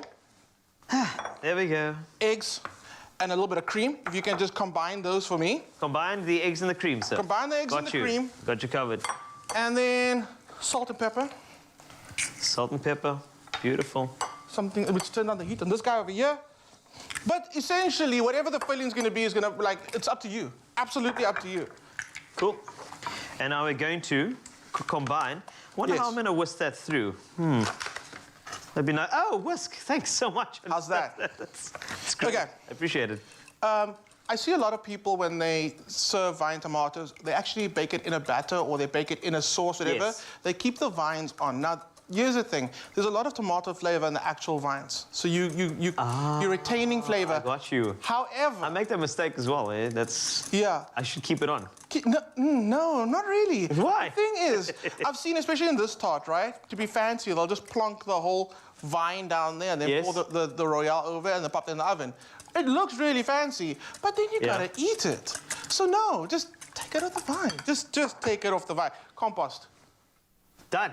Yeah, that's it. Compost over there. Okay, so I think with prawns you get deveined, with tomatoes devined. And it will be Yes, what I was going to say. Good. It will be divine. Okay, Carl, back to you. Mozzarella, we're going to go with some bocconcini, which is the baby mozzarella. If I can ask you just to tear a few of those in, and you can totally halve the tomatoes as well. I'm going to keep them whole because as it cooks, right, those juices inside there, it's going to like start to soften, start to warm through, and your bite, it's going to just like burst in your mouth. Beautiful. You don't have to eat this when it's super hot. You can actually come to room temperature. Promi, I hope you're watching because this is all for you. Chef Clem tried to call you, but it's okay. We know that you're watching, which is great, and I hope this is going to help. Honestly, Blue tick me. Saw my messages. No, it's fine. It's okay. You didn't do that. All right. I've got olives, and I've got the stone still in the olives. I prefer buying olives that still have the stone in them. Yeah. I feel like the flavors are so much better. When the stone's not in them, it tastes a little more bitter, right? You know, I completely agree with that sentiment because I almost feel like the stone is helping. So the brine that you'll have the olives in, that's going to coat it beautifully. And maybe it'll permeate a little bit. But that stone is actually that part of the plant that you want. You still want that olive flavor. You don't want to just get that salt brine flavor. And I'm saying that there are some great flavors in olives. This is why the oils are made and all of those. So I just think that this is a great little hack, if you can keep that pip in. Keep the pip in. And then taking it out, it's not a mission. Just kind of pinch it and you'll see it just separates. Already this is looking beautiful. I don't know if you can see this over here. Look at that. Already the color, the variation, I think this is absolutely gorgeous. And, I mean, I could even serve it just like that, but we have to cook it. You'll have to cook it. You can pour your Royale over for me, your custard. Right, so and that goes Royale sorted over oven. here. It's got a very good custard color, which is great. Nice, and I'm going to pour that over nicely. So let's do that there. And I want to try and cover as many of these items as possible, just to make sure that everything fixes together, because the Royale essentially is going to be the bind of everything. Yes, it's the pool where the flavors collect. Oh, absolutely. Yes. So, oven, boom, done. Done. And again, you can make this ahead of time. Let it be room temperature, perfectly fine. So make it ahead of time so you're not stressing when it comes to the weekend. Everybody's just chilling. Open pie. We're going to just say it's a tart. Quiche. Okay, so expressoshow.com, grab the elements of the recipe as well as the method and give it a shot. It is going to be absolutely beautiful. I got something else for you today. Oh, we do? Okay, cool. I do. We've got a Mrs. Naidu. We try to call Mrs. Naidu, but Mrs. Naidu's just watching because same with Promi, wants to watch us. So this is the thing. When making dumplings in a stew, how do you avoid the stew thickening? That's interesting. Okay, so dumplings do release starch. Yeah. Which it might affect your stew then and thicken it. Okay. The amazing thing about stews, and especially the one that we're doing, we did a little oxtail stew, and I just turned it down the heat because it's a bit hot. Great. Oxtail releases a lot of like beefy flavor. Yes. Okay? So essentially you don't need to use beef stock. Okay. If you notice that, and there's also gelatinous material in the bones, if you notice it does become quite thick. It does. So simple. Just grab this at the back of your Expresso kitchen. That's very decorative at the same time. I honestly thought that was a vase. Carl, I don't know what this is. But also, I don't know I needed a jug, and then I turned around, and I was like, you'll do. Decorative calabash. Okay, cool. So? Grab your decorative calabash, fill it up with water, and just add it. It's as simple as that. Don't add stock to it to thin it out. Do not do that. Just pop some extra water in there and let it reduce slowly. I'm not going to rush you, Chef. Okay. Once you've got the dumpling mix made and you add the water so it doesn't thicken up too much, that's when you're going to put the dumplings on top of that, and then once it's done, lid on, right? Right, lid on. So use spoons, or you can shape into bigger balls. Okay. 2 spoons work nice. You get a nice size one, because remember they're going to puff up as soon as you put that lid on it. And put the lid on. That's how they actually cook. The steam. Yes. Right. Steam on, you've added your water to it, it's not too thick, it's not too thin, it's just right, your dumplings are done. Get yourself a decorative calabash, and that's how you do Culinary Hotline on a Wednesday. That's how we do it. We do it nice and fast and quick, and if you missed out on anything, this is why Chef Clem and I stay up all night to make sure that all the ingredients and the method is available to you on expressoshow.com. If you need anything, we'll be back with another edition very, very soon on your Feel Good Breakfast Show. I'm going to clean up here now.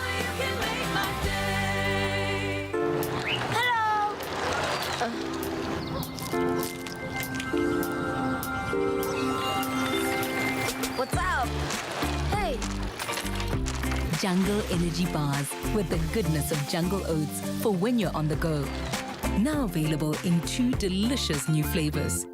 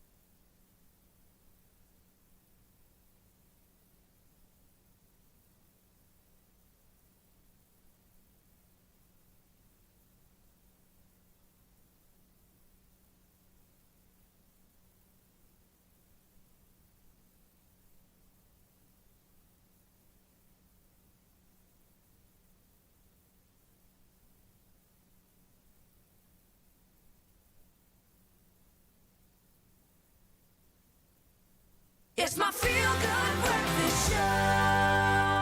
Oh, welcome back one last time. It's been an amazing show, largely in part to the efforts of this incredible human being stood beside me. And Ash is here for one more performance. She's an amazing singer-songwriter who has blown us away, and she's going to do it again with her next track. This one is titled Keep Knocking. Take it away. Thank you.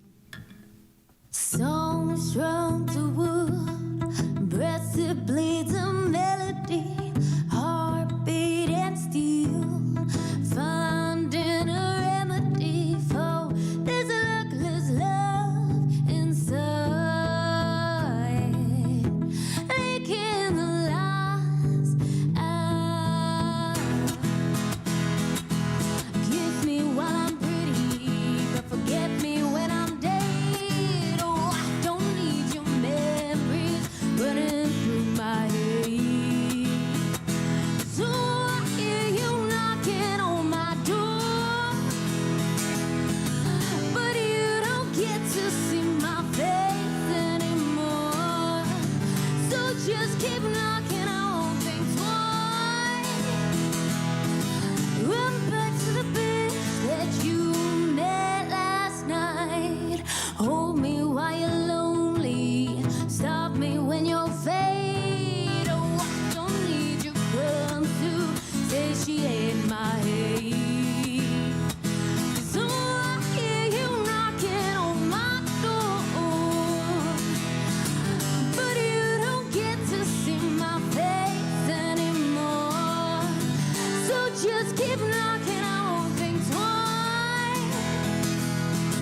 Run back to the bitch that you met last night. 'Cause ooh, I hear you knocking, but just keep banging, boy. I won't be opening up for you. So just keep knocking, oh, just keep banging, boy. I won't be opening up for you. Thank you.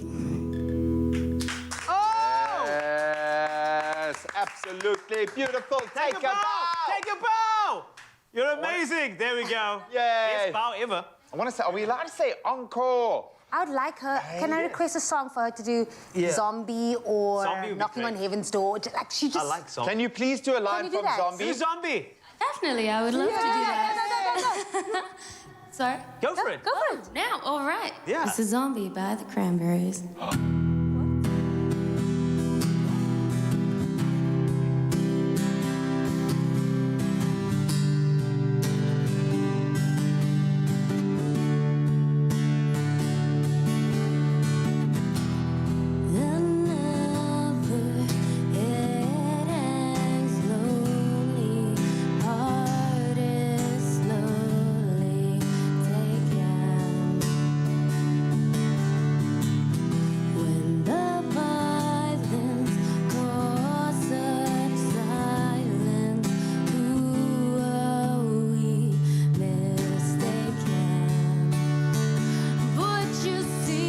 It's not me, it's not my family.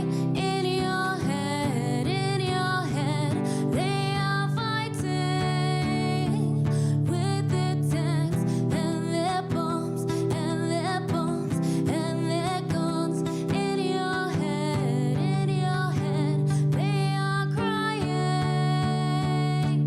In your